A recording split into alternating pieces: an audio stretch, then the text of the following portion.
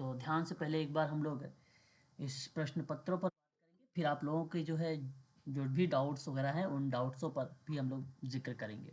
ठीक है, तो आज जो हम यहाँ पे आप लोगों के सामने पेपर ओपन कर रखे हैं, ये जुलाई 2016 का यूजीसी समाज कार्य तृतीय प्रश्न पत्र है आपके सामने।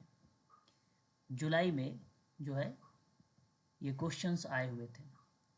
अब आप लोगों से मैं यहाँ पर 2016 2016 का 2016, ठीक है।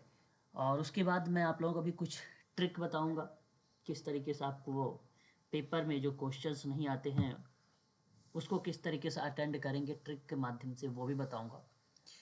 और आप लोगों को इजी से इजी टिप्स दूंगा ताकि आप समाज कार्य के जो प्रश्न पत्र हैं उसे आप आसानी से टैकल कर सकें। ठीक है, चलिए पहले क्वेश्चन करते हैं। पहला प्रश्न हमारे सामने, क्वेश्चन आप सबके दिखाई दे रहा होगा।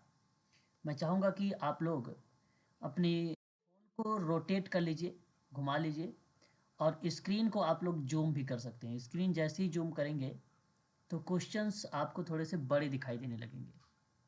ठीक है, तो अपने स्क्रीन को आप लोग जूम कर लीजिए और फ़ोन को रोटेट कर लीजिए। क्वेश्चन नंबर फर्स्ट कहता है कि सामाजिक व्यक्तिक सेवा का बैठक के स्थान के चयन का अधिकार अधिमानतः डैश में निहित है। 4 ऑप्शन आपके सामने, करेक्ट जवाब आप लोग मुझे बताइए। एक बार तीव्र गति से बताइए, या तो आप लोग कमेंट भी कर सकते हैं, मैं कमेंट भी आप लोगों को जो है सीन कर सकता हूँ।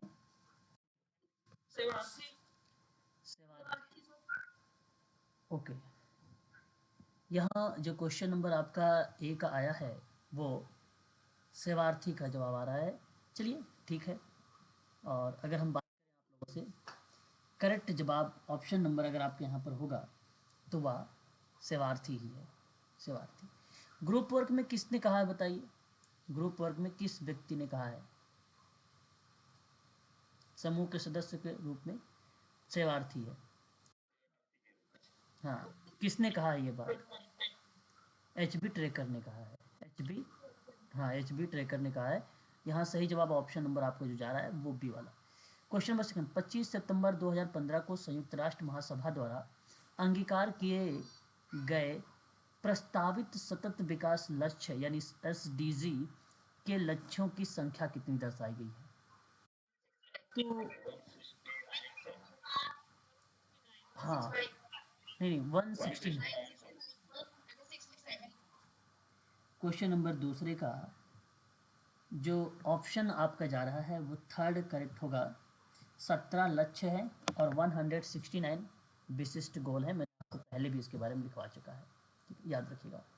क्वेश्चन नंबर थर्ड कि 1915 में दान एवं सुधार संबंध में एक राष्ट्रीय सम्मेलन हुआ था और कहा गया था क्या समाज कार्य व्यवसाय है। इस नामक विवादास्पद भाषण पर किस व्यक्ति ने अपने विचार प्रकट किए थे? आपके सामने 4 ऑप्शन, प्लीज एक बार जरूर अपने ऑप्शन का चुनाव करें। जी, गलत जवाब, बिल्कुल अब्राहम फ्लेक्शनर। हाँ, अब्राहम फ्लेक्शनर का यहाँ पर विचार था। मैंने अभी हाल ही में आप लोगों से जब मैं रिवीजन भी कर रहा था तो आप लोगों से बताया था। सही जवाब ऑप्शन नंबर था, है ना? ठीक है, ये अभी तक 3 प्रश्न आए। ऐसा तीनों के तीनों प्रश्न जो है आप लोग ना पढ़े हो ना सुने हो तो अलग बात, लेकिन आप सभी लोगों ने इसके बारे में जानते हैं। क्वेश्चन नंबर 4 है मेक इन इंडिया का मुख्यतः लक्ष्य क्या हो सकता है? 4 ऑप्शन आपके सामने दिया गया है। मेक इन इंडिया का मुख्यतः लक्ष्य क्या है? मेक इन इंडिया आप सब जानते हैं, एक अभियान है ना? अर्थात अगर हम बात करें तो भारत में निर्मित को लेकर यहाँ पर जिक्र किया गया है।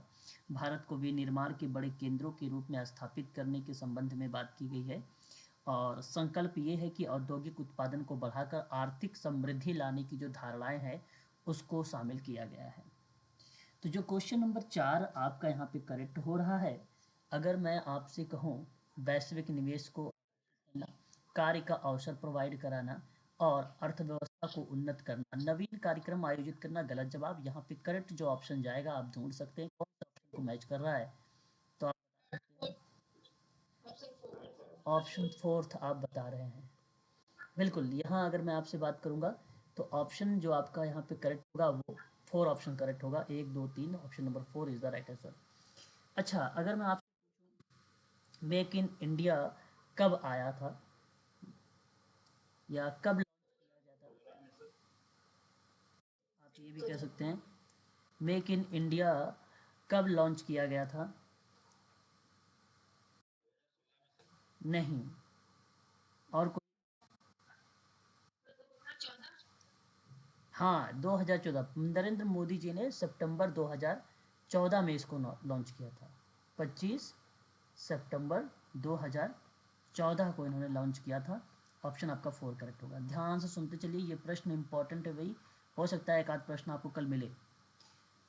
अत्यंत दुखीपन और एकाकीपन की भावना लक्षण बताइए कौन सा दर्शाता है? ये क्वेश्चन नंबर 5। सही जवाब क्या होना चाहिए आपके सामने? अवसाद। बिल्कुल, अत्यंत दुखीपन और एकाकीपन अवसाद का ही एक प्रकार का ये जो है लक्षण है।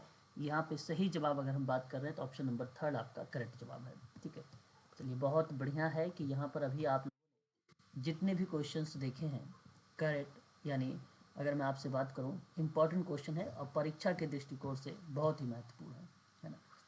चलिए आगे बात करते हैं, क्वेश्चन नंबर नेक्स्ट लेंगे। 6 वाला सवाल हमारे सामने आ रहा है, वर्तमान में असामान्य मनोविज्ञान कहलाता है, बताइए क्या? क्वेश्चन नंबर 6 हमारे सामने है, वर्तमान में असामान्य मनोविज्ञान मनोविज्ञान की वह शाखा होती है जो मनुष्यों के असाधारण व्यवहार, विचार, ज्ञान, भावना और क्रियाओं को वैज्ञानिक अध्ययन करती है। तो मेरे कहने का तात्पर्य यहाँ पर जो होगा वह केवल और केवल मनोविकृति विज्ञान है, जो वर्तमान में असामान्य मनोविज्ञान कहलाता है। तो केवल और केवल आपका यहाँ पर ऑप्शन ए करेक्ट हो जाएगा। निम्नलिखित में से कौन सी सामाजिक समूह कार्य की निपुणता को एचबी ट्रेकर द्वारा नहीं दिया गया है? क्या किया गया है? नहीं दिया गया है, क्वेश्चन नंबर 7 में, है ना। तो आपका जवाब होगा कि वर्तमान की वास्तविकता का प्रयोग, very very most important point, यही नहीं दिया गया है। ध्यान दीजिएगा कि मैंने आप लोगों को अभी एक ट्रिक बताऊंगा और वहाँ उस ट्रिक को आप ध्यान रखिएगा। मैं कहूँगा कि जिस ऑप्शन में वास्तविक शब्द होगा वो ऑप्शन आपका करेक्ट होगा, ये ट्रिक है। लेकिन मैं आपको बता रहा हूँ कि सामाजिक समूह में निपुणता का एचबी ट्रेकर ने कहा है कि नहीं है, तो वास्तविकता के बारे में केवल यही एक ऐसा पर्सन है जो रियलिटी को नहीं मानता है, और ये वर्तमान की निपुणता के बाकी सारी चीज़ें मानता है। तो ऑप्शन आपका करेक्ट हो जाएगा केवल पहला। सामाजिक नीति की संस्थागत पुनर्वितरण का प्रारूप है डैश से संबंधित है, कल्याणकारी या कम्युनिस्ट राज्य या पूंजीवादी या पुलिस? क्वेश्चन नंबर 8 है। सही जवाब हम हमेशा आपसे बताते हैं कल्याणकारी, और अवशिष्ट विकास का जो मॉडल है सोशल पॉलिसी का, उसी का पार्ट ये बनता है। और टिटनर जो है, टिटमस के द्वारा ये चीज़ें दी गई है, टिचनर द्वारा। टिटमस, ओके, टिटमस है, टिटमस, ओके।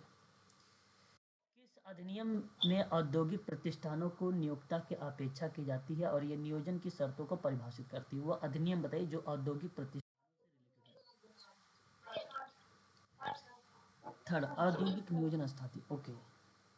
सही जवाब, औद्योगिक प्रतिष्ठानों को नियोक्ता की अपेक्षा जहाँ पे की जाती है वह आपका औद्योगिक नियोजन अस्थायी आदेश को अधिनियम 1946 है। ऑप्शन नंबर आपका थर्ड करेक्ट। बहुत बच्चे सोच रहे होंगे कि 1947 का ये निपटान से संबंधित है, ठीक है, ये बात रखिएगा।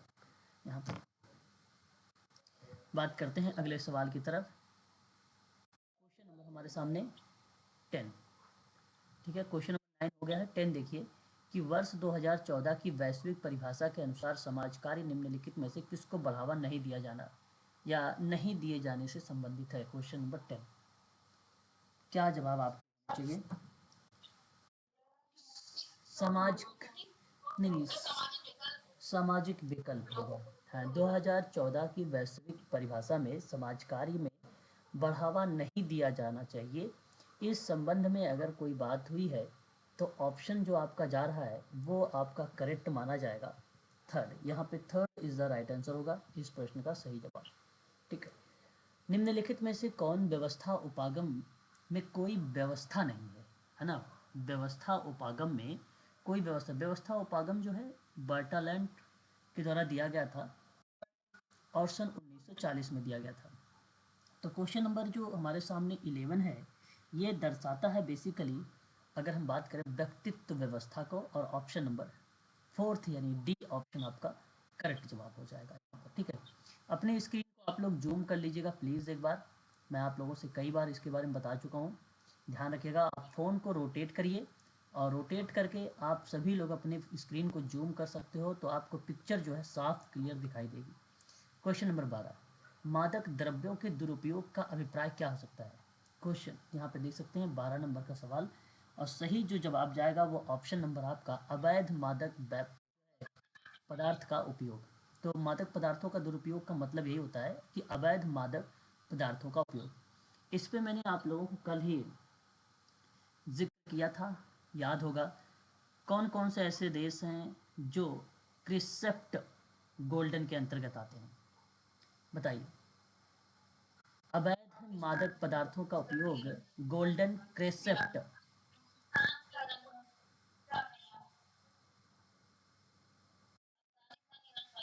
बिल्कुल बिल्कुल सही जवाब अभी आया है आपका। अफगानिस्तान है, पाकिस्तान है और ईरान है, ठीक है। ईरान, वेरी गुड, बहुत बढ़िया। ये तीन ऐसे जो है नाम आते हैं कंट्रीज़ के, जो परीक्षाओं में आप लोगों से पूछे जा सकते हैं। भाई याद रखिए, गोल्डन क्रिसेप्ट का जो नाम आता है, ये बेसिकली मादक पदार्थों के उन्मूलन से हेतु भारत में कुछ प्रयास की बात की गई, जिसमें दो शब्द यूज होता है, गोल्डन ट्रैंगल और गोल्डन क्रिसेप्ट, ठीक है। गोल्डन ट्रैंगल में कौन कौन से आते हैं, गोल्डन ट्रैंगल में कौन कौन से आते हैं, ये भी आपको ध्यान रखना। ट्रैंगल में थाईलैंड, लाओस, म्यांमार, वियतनाम, चार ऐसे कंट्रीज के नाम हमें देखने को मिलते हैं गोल्डन ट्रैंगल में, ठीक है। अवैध मादक पदार्थों की तस्करी के लिए ये संवेदनशील बेसिकली कंट्रीज जो है मानी जाती है। भारत द्वारा अफीम और भांग की खेती खत्म करने के लिए कुछ किए गए हैं प्रयास भी, उसको भी आपको ध्यान रखना होगा। आपने नाम सुना होगा नारकोटिक्स कंट्रोल ब्यूरो के बारे में, वो भी एक इसी में काम करता है। एनसीबी आपने नाम सुना होगा, वो भी इसी के अंतर्गत काम करता है, ठीक है। Narcotic drugs and psychotropic substance एक एक्ट है, एनडीपीएस, जिसको आप लोग जानते हैं एनडीपीएस, और ये एक्ट आया था 1985 में, और अवैध व्यापार की रोकथाम को लेकर narcotic drugs and psychotropic substance act के अकॉर्डिंग ये बातें कही गई, ठीक है। याद रखिएगा, काफी इंपॉर्टेंट तथ्य है। क्वेश्चन नंबर 13, निम्नलिखित में से कौन सा यादृच्छिक प्रतिदर्श की विशेषता नहीं है। चार ऑप्शन आपके सामने, प्लीज जवाब दीजिए। क्वेश्चन नंबर 13, सही जवाब आपका अगर यहाँ पे बात करें तो ऑप्शन नंबर डी को देखिए। यह प्रयोग अंतर, जिससे हम बोलते हैं वेरिएंस का अधिकतम प्रयोग होता है, वहाँ पर यादृच्छिक प्रतिदर्श की विशेषता नहीं होती है। तो वह प्रयोग के अंतर जहाँ वेरिएंस की अधिकतम प्रयोग हो, ये यादृच्छिक यानी रैंडम का प्रयोग विशेषता नहीं, बल्कि रैंडम तो जनसंख्या को प्रतिदर्श के रूप में देखा जाता है, सामान्यीकरण सुनिश्चित करता है, जनरलाइजेशन त्रुटि को कम करता है, इसके लिए यादृच्छिक होता है। वेरिएंस का अधिकतम प्रयोग, इसके प्रयोगों का अंतर को लेकर, तो ये ऑप्शन आपका डी एंड 4 ऑप्शन आपका करेक्ट हो जाएगा। एचआईवी के निदान हेतु प्रयुक्त प्रतिपुष्टि परीक्षण है, बताइए। Very very most important. Okay okay, यहाँ पे दो ऑप्शन आए हैं नंबर 14 के, और क्वेश्चन नंबर 14 में अगर हम बात करते हैं वेस्टर्न बॉल्ट के बारे में, ये भी आपका परीक्षण से संबंधित है, लेकिन प्रयुक्त प्रतिपुष्टि परीक्षण के रूप में अगर कोई जाना जाता है तो ध्यान रखिएगा, एचआईवी के रूप में, तो वो बेसिकली आपकी जो मानी जाती है वो वेस्टर्न बॉल्ट है। कौन सा माना जाएगा, बताइए। बोलते रहिएगा, आप सभी लोग अपने विचारों को ज़रूर प्रस्तुत करते रहिएगा। बिल्कुल बिल्कुल सही बात आप कह रहे हैं। देखिए, अगर मैं यहाँ आप लोगों से बात करूँ तो एक पुष्टि पुष्टि शब्द है, जहाँ कन्फर्मेटरी शब्द यूज़ हो रहा है। द कन्फर्मेटरी टेस्ट यूज, अगर हम बात कर रहे हैं यहाँ पे, देखिए ध्यान सुनिएगा मेरी बात को थोड़ा सा, है ना।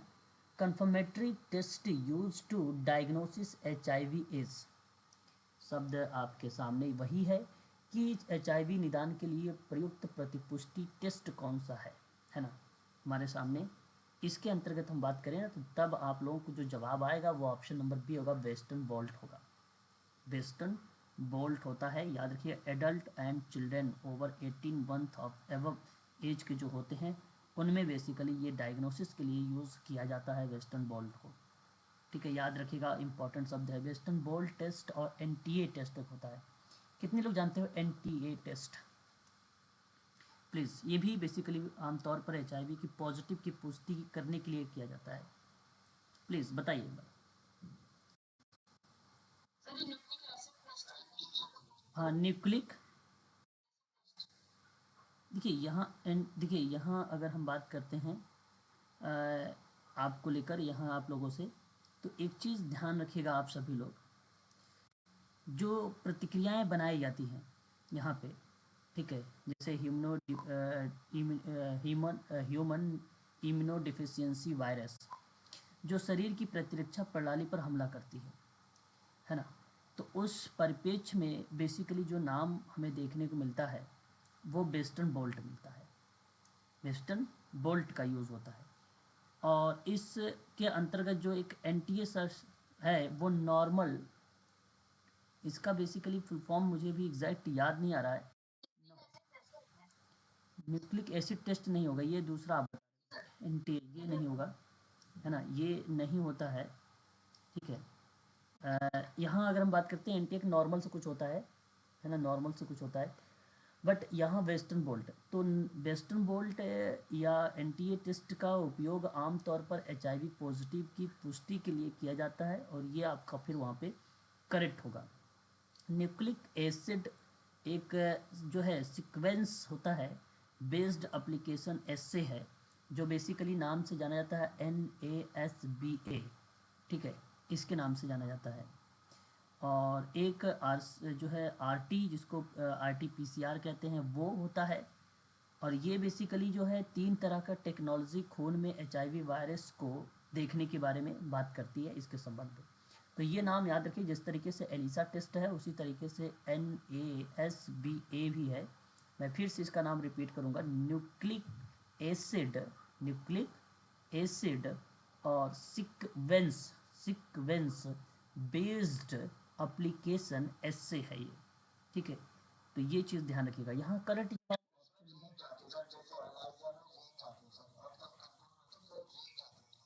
हाँ बिल्कुल, ये एक प्रकार से उसी की प्रक्रिया में हम जो है इसका पता लगाते हैं एचआईवी का ना, उसी के संबंध से ही, ठीक है।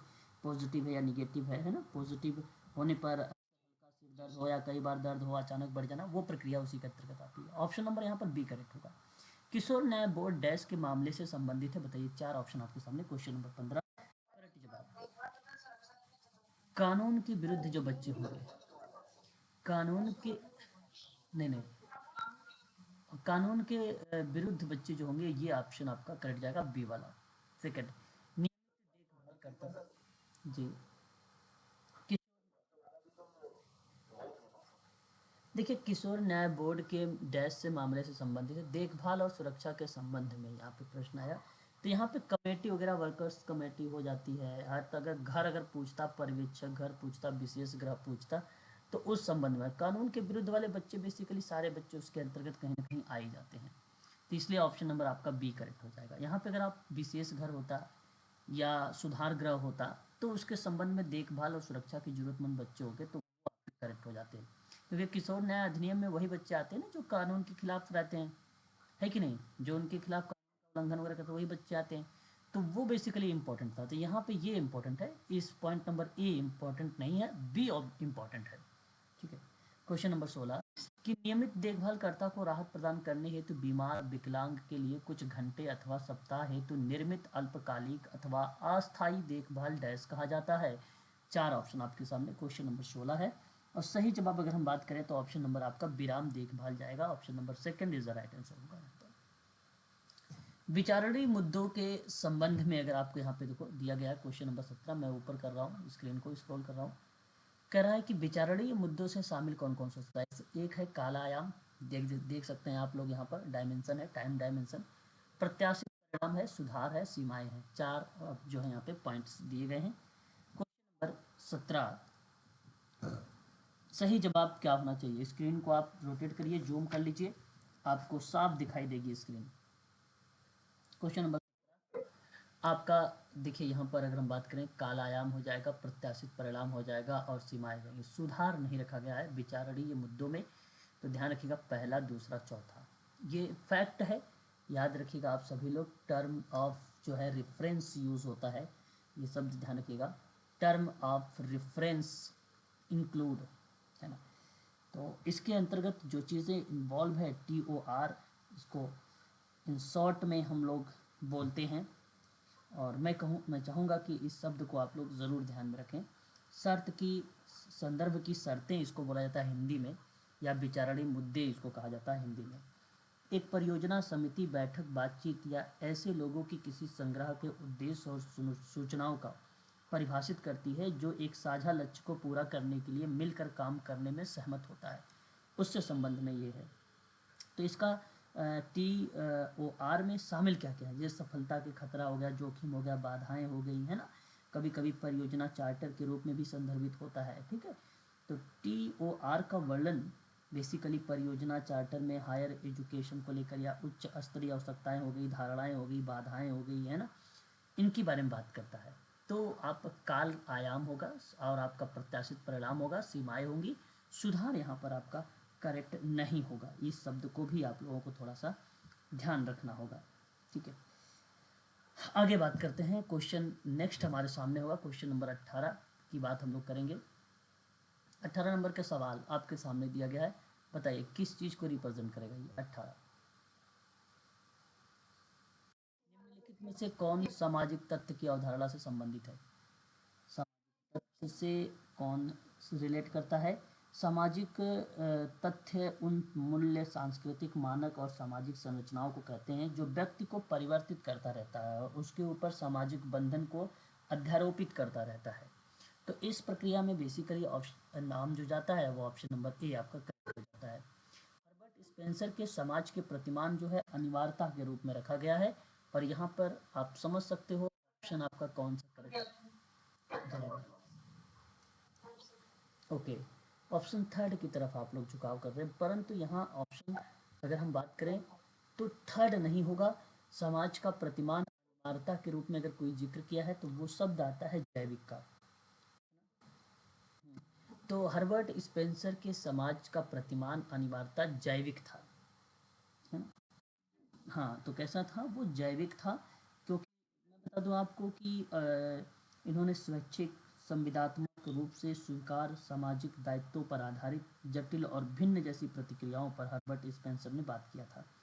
हर्बर्ट स्पेंसर ने सामाजिक डार्विनवाद को समाज पर कैसे लागू करता है, अर्थशास्त्र और न्यूनतम राज्य की उचित ठहराने के लिए सामाजिक डार्विनवाद का आवाहन किया गया था इसी में। तो उन्होंने कहा था योग्यतम की उत्तरजीविका, और उत्तरजीविका बेसिकली रिप्रेजेंट हुआ था जैविकता से। तो ऑप्शन आपका बी यानी सेकंड ऑप्शन आपका करेक्ट हो जाएगा। नमूना प्राप्त करने हेतु यादृच्छिक सारणी का उपयोग होता है, डैश कहलाता है। नमूना प्राप्त करने के हेतु यादृच्छिक सारणी का उपयोग डैश भी कहलाता है। क्वेश्चन नंबर 20 सही जवाब जो जाएगा वह ऑप्शन नंबर आपका यहाँ टिप्पेट एक प्रणाली है, बिल्कुल। ये टिप्पेट के द्वारा दिया भी गया था, मैंने आपको बताया था टिप्पेट प्रणाली क्या होती है।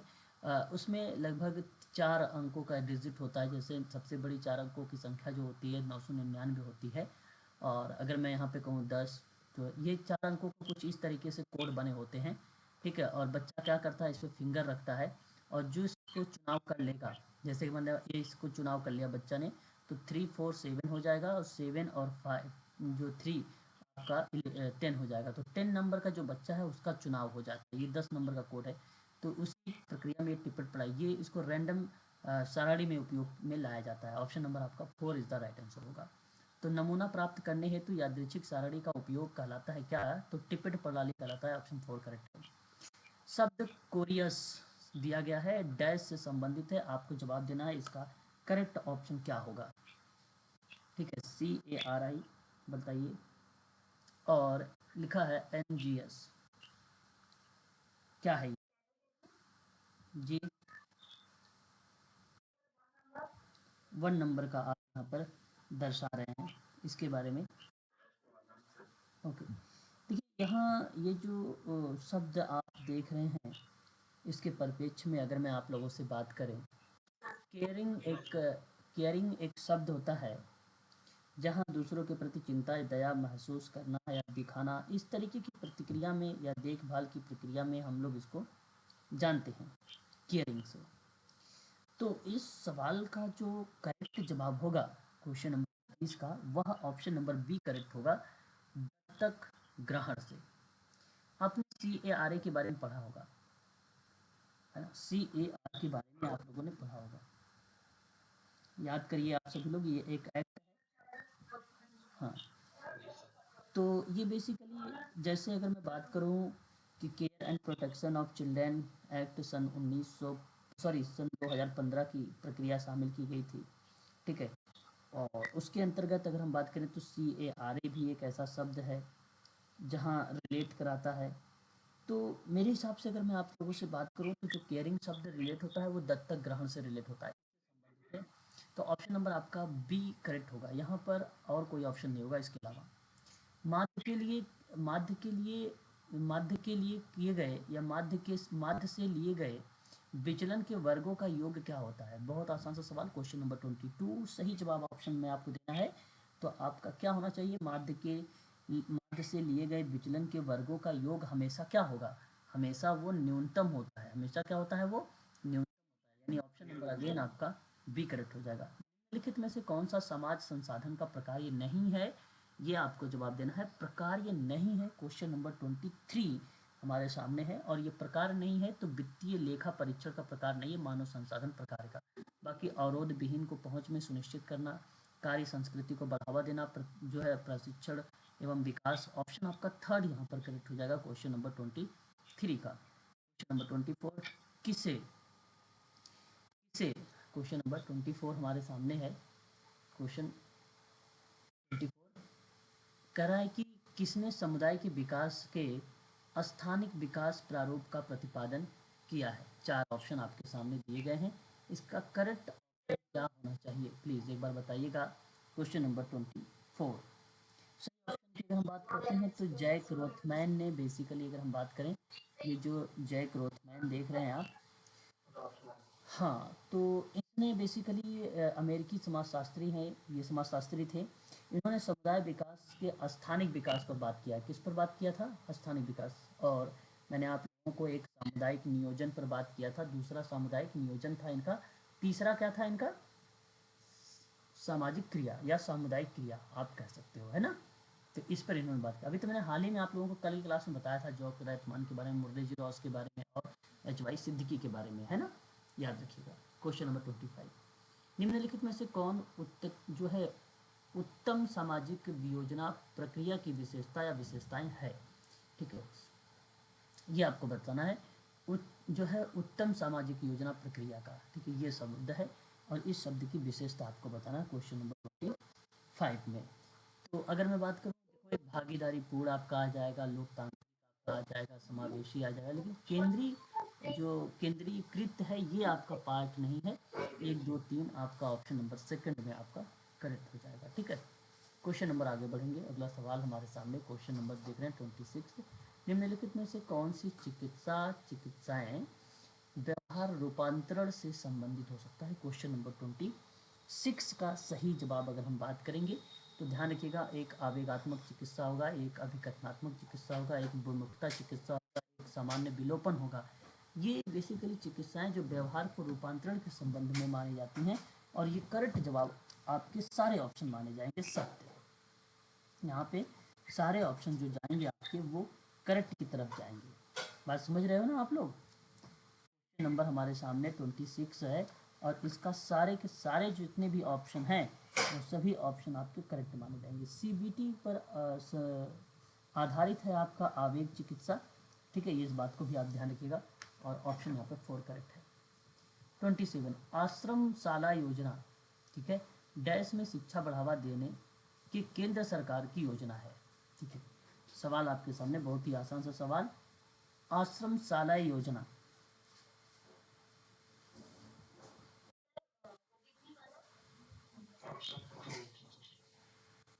ओके, ऑप्शन 4 यहाँ पर अगर हम बात करते हैं क्वेश्चन नंबर 27 में, तो सही जवाब जो जाएगा ऑप्शन नंबर आपका सी करेक्ट होगा सर। हाँ, अनुसूचित जनजाति के लिए, है ना? अनुसूचित जनजाति एक उप योजना के क्षेत्र में आश्रम विद्यालयों की स्थापना को लेकर ये बेसिकली जिक्र किया गया था, और इसमें कई, जैसे आप लोगों ने भी सुना भी है कि कई ऐसी जनजातियाँ, भील हो गया, ढोली भील हो गया, डेंगरी भील हो गया इत्यादि, जो भी भारत की जनजातियाँ हैं उन जनजातियों में यह शब्द जो है बेसिकली रिलेट हो जाता है। ठीक है, तो करेक्ट जवाब जो जाएगा वह ऑप्शन आपका जो माना जाएगा वह आपका सी करेक्ट है। आश्रम शाला योजना जो रिलेट करता है वह ऑप्शन आपका सी रिलेट कराता है, इस बात को आप ध्यान रखिएगा। असम्मति वितरण डैश का संकेत करता है। ठीक है, असम्मति वितरण डैश का संकेत करता है। ये चार ऑप्शन आपके सामने दिया गया है। क्वेश्चन नंबर 28 सही जवाब होगा वैषम्य को। सामान्य होता तो वहाँ पे बेसिकली माध्य माध्यिका बहुलक आता है। ठीक है, यहाँ करेक्ट जवाब आपका जो है, करेक्ट जो माना जाएगा वो जो है वैषम्य माना जाएगा। 29 निम्नलिखित में से किस विभाग का गठन मई 2012 में सामाजिक न्याय अधिकारिता मंत्रालय के अधीन किया गया था। क्वेश्चन नंबर 29 का सही जवाब अगर कोई है तो वहाँ ऑप्शन आपका क्या है, निःशक्त मामलों का विभाग है। बिल्कुल, मई 2012 में सामाजिक न्याय और अधिकारिता मंत्रालय के अधीन किया गया था निःशक्तता मामले विभाग को। सत्य जो ऑप्शन आपको माना जाएगा वह ऑप्शन नंबर आपका बी करेक्ट होगा। और दिव्यांगता मामलों का विभाग बनाने का सैद्धांतिक रूप से निर्णय सरकार के द्वारा 3 जनवरी 2012 को बेसिकली प्रक्रिया स्टार्ट हो गई थी, बट इसका गठन जो हुआ वो 2012 में हुआ, मई में 2012 के मई में हुआ था। ठीक है, याद रखिएगा ये हमारे लिए इम्पोर्टेंट है। वर्तमान में भारत के जो सामाजिक न्याय और अधिकारिता मंत्री हैं उनका नाम है वीरेंद्र कुमार। जुलाई 2021 से सामाजिक न्याय और अधिकारिता मंत्री के रूप में पदभार को उन्होंने ग्रहण किया है और इस समय इन्होंने माना जाता है वीरेंद्र कुमार। चाहो तो आप नाम लिख सकते हो इनके आगे, वीरेंद्र कुमार। बात करते हैं क्वेश्चन नंबर 30 सामाजिक दूरी अनुमाप डैश द्वारा विकसित होती है। चार ऑप्शन आपके सामने हैं, प्लीज एक बार इसका जवाब दीजिए। ओके, सत्य जो जवाब माना जाएगा यहाँ पर आप सामाजिक दूरी में आपने बोगार्ट्स का नाम लगाया है। क्वेश्चन नंबर 30 का ऑप्शन नंबर थर्ड करेक्ट है। 31 चतुर्थांशों के विकर्ण प्लाट के बिंदुओं को यादृच्छिक के रूप से तब वितरित किया जाता है जब चरों के बीच कम डैश रहता है। क्वेश्चन नंबर 31 सही ऑप्शन आपके सामने, जवाब बता दीजिए। ऑप्शन सही आपका क्या होगा? ओके, यहाँ तो बेसिकली ऑप्शन नंबर आपका जो जा रहा है वो साथ संबंध जा रहा है, कोरिलेशन जा रहा है। चतुर्थांशों के विकर्ण प्लांट के बिंदुओं को यादृच्छिक के रूप में तब वितरित किया जाता है जब चरों के बीच में कम सहसंबंध होता है तब। ऑप्शन नंबर बी यानी सेकंड ऑप्शन आपका सही है। नीति आयोग के उपाध्यक्ष कौन, ये बात 2016 का पेपर है, ये भी आप बता सकते हैं। वर्तमान में नीति आयोग के उपाध्यक्ष कौन है? ओके, यहाँ आपने बताया है, हमें थर्ड ऑप्शन बताया है। ठीक है, क्वेश्चन नंबर 32 का जो ऑप्शन इस समय जा रहा था वो ऑप्शन थर्ड ही सही था। अरविंद पनगड़ी का नाम आता है 32 में अरविंद पनगड़िया भारत सरकार के अंतर्गत आने वाली जो नीति आयोग थे उसके उपाध्यक्ष हैं और नीति आयोग के गठन योजना आयोग के स्थान पर ही किया गया था। इसका कहाँ गठन किया गया था? योजना आयोग के स्थान पर गठन किया गया था। ठीक है, लेकिन आज वर्तमान में अगर हम लोग बात करते हैं तो सुमन बेरी का नाम आता है। सुमन बेरी महोदय जो है इसके जो है उपाध्यक्ष के रूप में देखने को मिला। डॉक्टर सुमन के बेरी 1 मई 2022 से नीति आयोग के उपाध्यक्ष के रूप में इन्होंने उसका कार्यभार जो है संभाला है। ठीक है, ये बात ध्यान रखिए। वर्तमान में नीति आयोग के अध्यक्ष कौन है आप लोगों को पता होगा, प्राइम मिनिस्टर नरेंद्र मोदी। और अगर हम लोग बात करते हैं यहाँ पर आप लोगों को जो है नीति आयोग के फुल फॉर्म या उसके नाम पूछ लिए जाते हैं कि आप बताइए नीति का फुल फॉर्म क्या है, तो ये पेपर में आ भी चुका है। तो नेशनल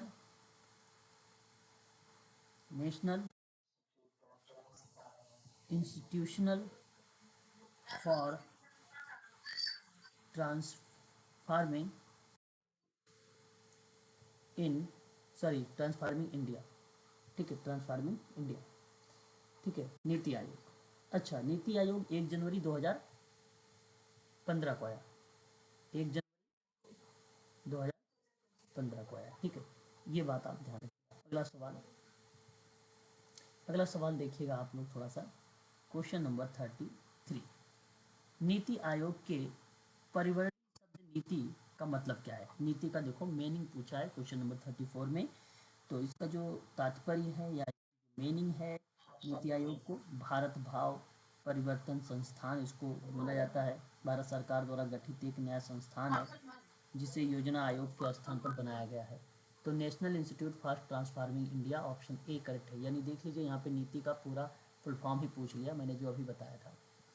पद दोषपूर्ण वक्र, इसकी शुद्ध हिंदी क्या कही जाती है? राष्ट्रीय भारत परिवर्तन संस्थान बोला जाता है इसको शुद्ध हिंदी में। ठीक है, चाहो तो इस ऑप्शन के बारे में आप सीधे लिख भी सकते हो, राष्ट्रीय भारत परिवर्तन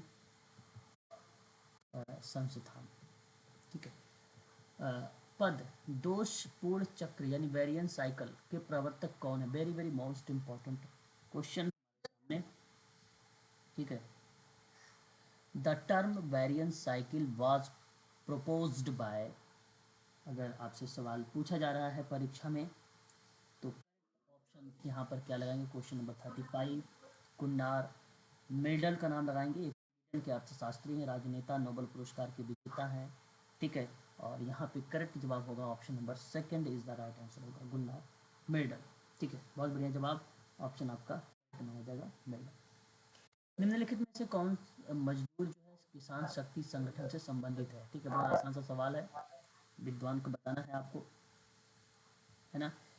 निम्न में से कौन सा मजदूर किसान शक्ति संगठन से संबंधित है? आपको बताना है उस विद्वान के बारे में या व्यक्ति का नाम।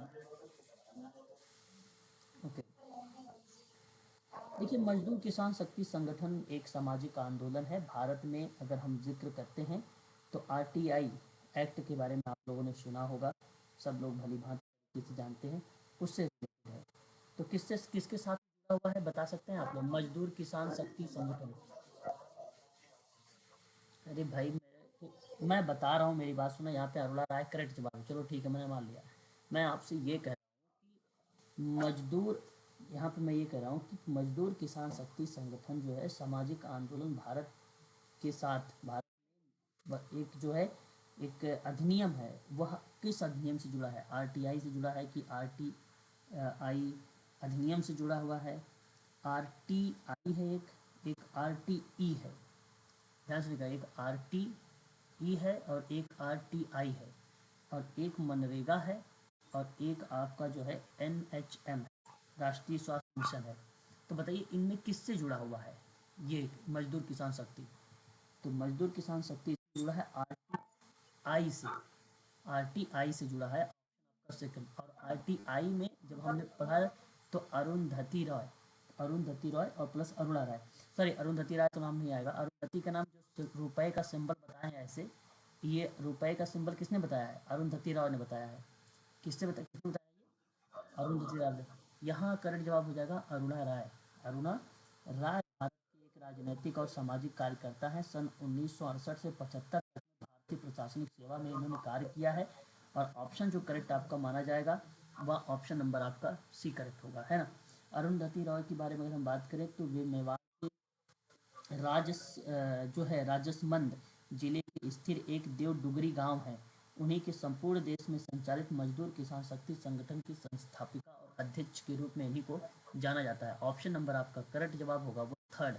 ठीक है, याद रखिएगा। व्यक्ति के महत्व का एक विश्वास डैश से संबंधित है। क्वेश्चन नंबर हमारे सामने 37 है और ऑप्शन जो जाएगा वो समाज कार्य की वैल्यूज जाएगी, मूल्य जाएगा। ऑप्शन नंबर ए आपका करेक्ट हो जाएगा। क्वेश्चन नंबर 38 साधनों का संग्रह डैश से संबंधित है। क्वेश्चन नंबर 38 अगर हम बात करते हैं संसाधनों का संग्रह डैश से संबंधित है तो आपका करेक्ट हो जाएगा दलाल भूमिका। Option number third is the right answer. बात करते हैं क्वेश्चन नंबर 39 के बारे में। 39 के बारे में 39 क्या कहता है? कहता है निम्नलिखित में से कौन सी योजना जो है व्यावसायिक यौन शोषण से, कौन बच्चा है भाई, नाम बताइए उनका। राजकन्या, भाई ऐसा मत करो।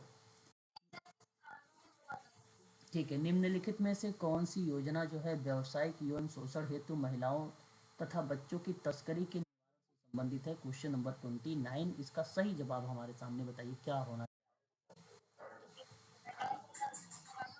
उज्ज्वला योजना, बिल्कुल। ये हाँ, यहाँ पे अगर हम बात करते हैं क्वेश्चन नंबर 39 में, ऑप्शन जो जा रहा है वो सी वाला होगा, उज्ज्वला योजना। यह योजना कब लाई गई थी? तो 2000। हाँ, तो ये व्यवसाय यौन शोषण से संबंधित है, महिलाओं और बच्चों की। ये इंपॉर्टेंट है, कई बार रिपीट हुआ है। एक बार दो बार की बात ही छोड़ो, 3-4 बार, 4 से 5 बार हो गया होगा ये रिपीटिंग, कई बार रिपीट हुआ है ये। ठीक है, ये याद रखिएगा। ठीक है, ये बहुत इंपॉर्टेंट है। उज्ज्वला योजना, एक बार मृदुला अपने फ़ोन को रोटेट करो, घुमा लो और स्क्रीन को जूम कर लो। मृदुला उपाध्याय, ठीक है, जूम कर लो। चलिए अगला सवाल देखिए, क्वेश्चन नंबर 40। पक्ष समर्थन आवश्यक रूप से समाज कार्य की निम्नलिखित में से किस विधि का भाग नहीं हो सकता है? क्वेश्चन नंबर 40, सही जवाब आपको बताना है। प्लीज़ एक बार बताइए सही ऑप्शन क्या होना चाहिए। ओके, क्वेश्चन आप बता रहे हो यहाँ पे, क्वेश्चन नंबर 40 का सही जवाब जो जाएगा वह ऑप्शन नंबर आपका डी करेक्ट हो जाएगा, समाज कार्य शोध। देखो, पक्ष समर्थन आवश्यक रूप से समाज कार्य की निम्न में से कौन सी विधि का भाग नहीं है? तो सोशल वर्क में रिसर्च एक है, वो पार्ट नहीं है। बाकी व्यक्तिगत सेवा कार्य, समूह कार्य से और सोशल एक्शन बाकी आपकी शामिल है। तो ये पक्ष समर्थन का काम करता है, बाकी ये नहीं, रिसर्च नहीं करता। ऑप्शन आपका यहाँ जो जाएगा वो 4 ऑप्शन आपका करेक्ट हो जाएगा। क्वेश्चन नंबर देख सकते हैं, ये कौन सा सवाल है? दो दो बार ऑप्शन आ गया क्या इसका? कोई बात नहीं, आगे बढ़िए। Question number next 41।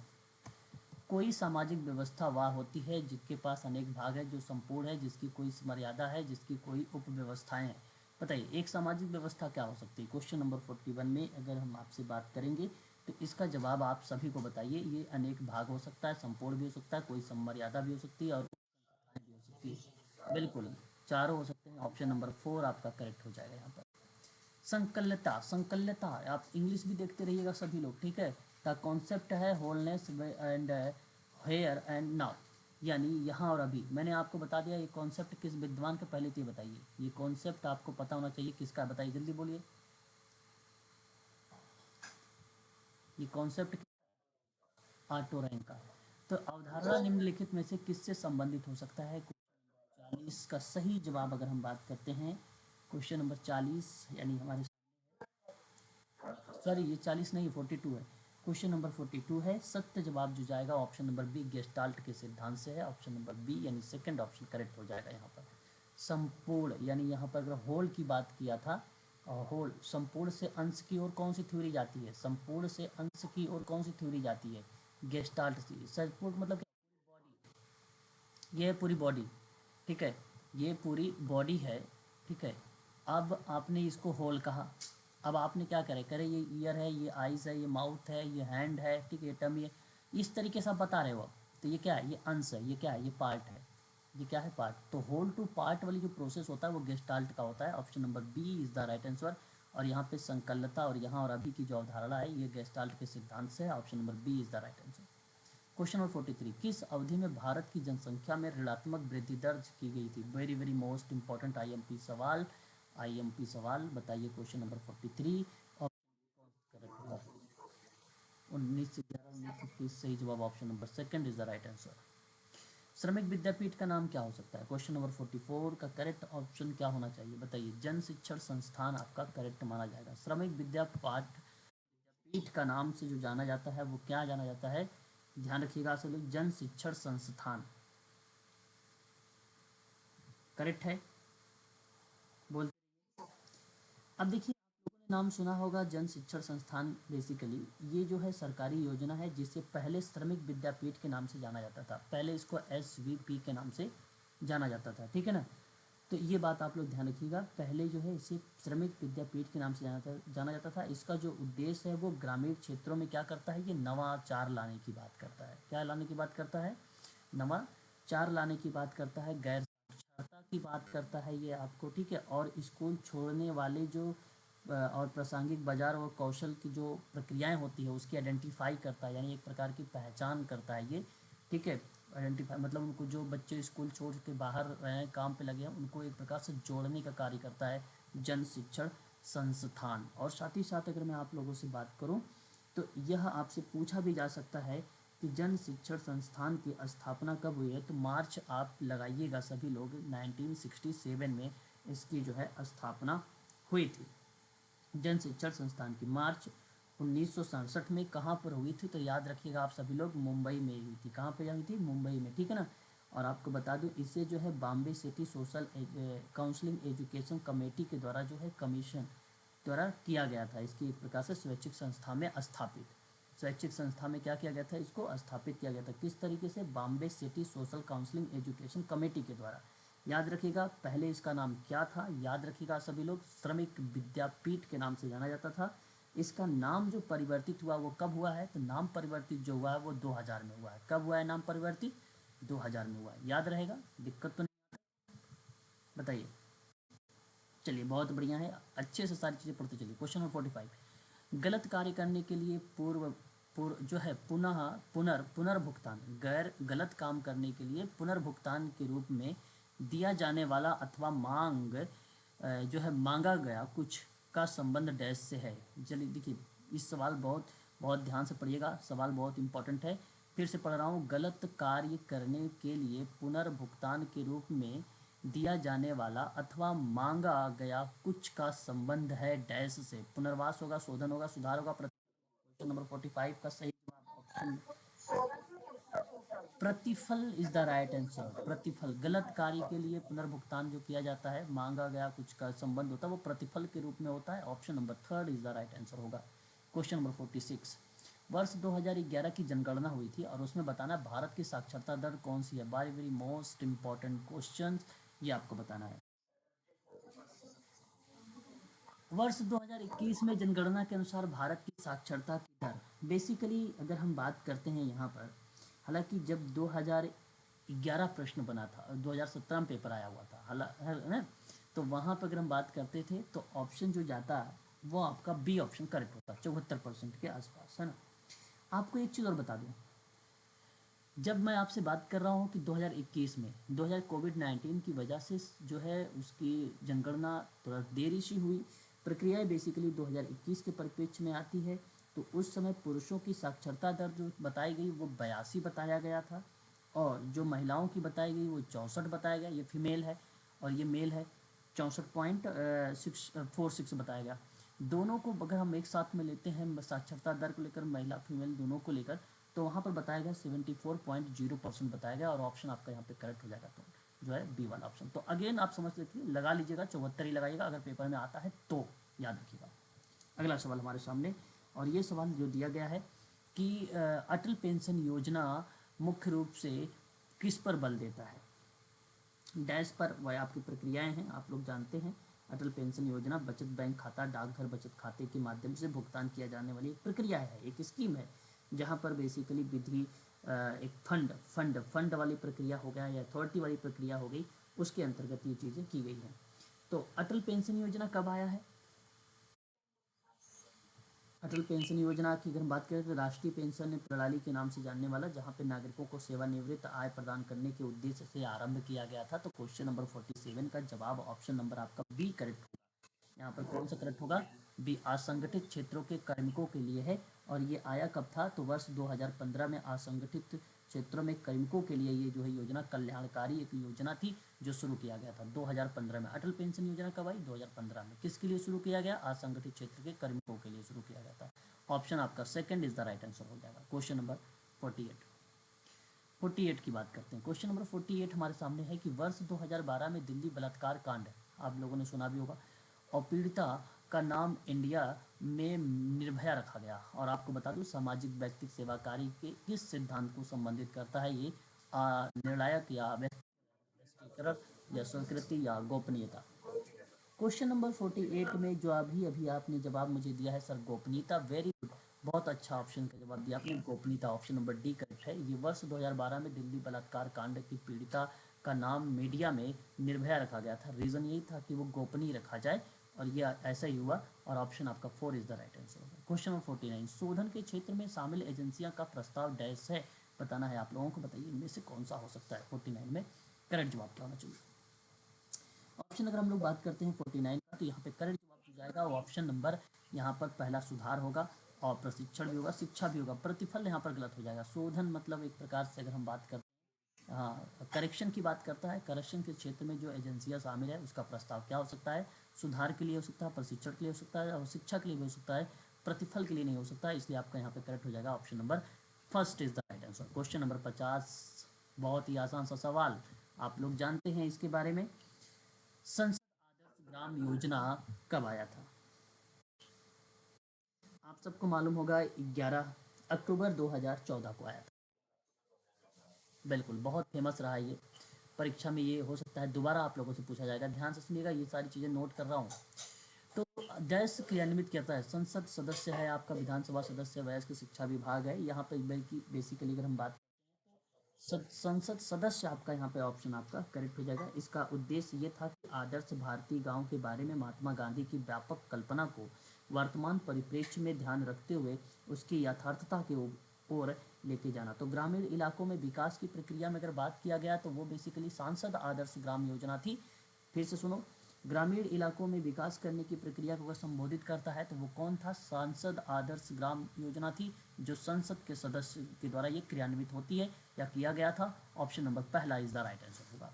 Question number 51, गर्भधारण पूर्व एवं प्रसव पूर्व निदान तकनीकी लिंग चयन प्रतिषेध अधिनियम डैश की समस्या पर बल देता है।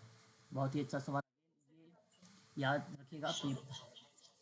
ओके, क्वेश्चन नंबर 51 का जो करेक्ट हो जाएगा आपका यहाँ पर ऑप्शन जो जाएगा वो ऑप्शन नंबर बी करेक्ट होगा। लिंग चयनित गर्भपात है, ऑप्शन नंबर बी यानी सेकंड आपका करेक्ट जवाब है। यहाँ अगर हम बात करें पूर्व गर्भाधान और प्रसव पूर्व निदान तकनीकी एक अधिनियम है, जो अधिनियम आया था 1994 में आया था, याद रखिएगा। ये भारत में कन्या भ्रूण हत्या को मिटते लिंगानुपात को रोकने के लिए भारत की संसद द्वारा इसे संघीय कानून में पारित किया गया। और ये अधिनियम जो है प्रसव पूर्व लिंग निर्धारण पर क्या करता है? प्रतिबंध लगाता है। समझ रहे हो ना ये बात क्या कहना चाह रहा हूँ मैं? प्रतिबंध लगाता है भाई, लिंग की आइडेंटिफाई करने के लिए, है ना? हाँ, याद रखिएगा इस चीज़ से। क्वेश्चन नंबर 50, हाँ 52 के बारे में देखिए। महात्मा गांधी राष्ट्रीय ग्रामीण रोजगार गारंटी अधिनियम के अनुसार महिलाएं जो होती हैं लाभान्वित होती हैं डैश कितने परसेंट, कितने परसेंट, कितने परसेंट? 33% सर, 33। हाँ 33 ऑप्शन आपका जो जाएगा वो आपका सीक्रेट हो जाएगा, है ना? तो महात्मा गांधी ये राष्ट्रीय ग्रामीण रोजगार गारंटी अधिनियम बेसिकली एक ऐसा अधिनियम है जो आप सभी लोगों को पता है, 2005 के नाम से ये जाना जाता है। और बेसिकली अगर हम बात करें तो इसमें वित्तीय वर्ष में कम से कम 100 दिनों की गारंटीकृत मजदूरी रोजगार प्रदान करके ग्रामीण क्षेत्रों में आजीविका सुरक्षा को बढ़ाने के उद्देश्य से इस योजना को जो है लाया गया। फिर यही योजना जो है अधिनियम के रूप में परिवर्तित हुआ, तो वह प्रक्रिया 2005 की मानी गई। ऑप्शन सही जाएगा आपका कौन सा? थर्ड। चलिए अगला सवाल देखिए, क्वेश्चन नंबर नेक्स्ट हमारे। हाँ भाई, मनरेगा, यही मैंने क्या क्या सुनते रहते हो? देखो, नरेगा से मनरेगा के पार्ट बना था। अरे कल पेपर है, अभी तक यही कॉन्सेप्ट क्लियर नहीं कि नरेगा से मनरेगा कब बना।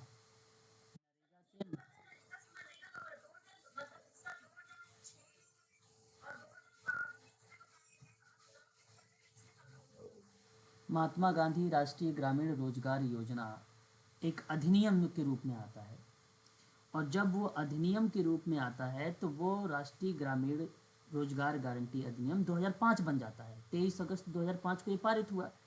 9 में क्या हुआ कि उसका नाम बदलने की प्रक्रिया को शामिल करता है, और है ना, उसके नाम बदलने की प्रक्रिया को शुरू करता है। नरेगा कब आया? अगर ये प्रश्न आप लोगों से एग्जाम में पूछा जाता है तो ये बेसिकली प्रक्रिया जो है 2006 में, है ना, 2006 वाली। अब देखो नरेगा की शुरुआत की जो परिपेक्ष था, बात को ध्यान सुनिए। महात्मा गांधी राष्ट्रीय ग्रामीण रोजगार गारंटी अधिनियम अगर हम बात करेंगे तो भारत में लागू एक रोजगार गारंटी योजना है, एक योजना है, ठीक है, एक योजना है। तो योजना के रूप में उस प्रक्रिया की बात करता है। लेकिन अगर जब बात करेगा अधिनियम के रूप में, तब वहां पर क्या नाम आ जाएगा? 2005 आएगा, अधिनियम 2005 में आएगा। ठीक है, सुन रहे हो मेरी बात? अधिनियम 2000, ठीक है, इस चीज को ध्यान।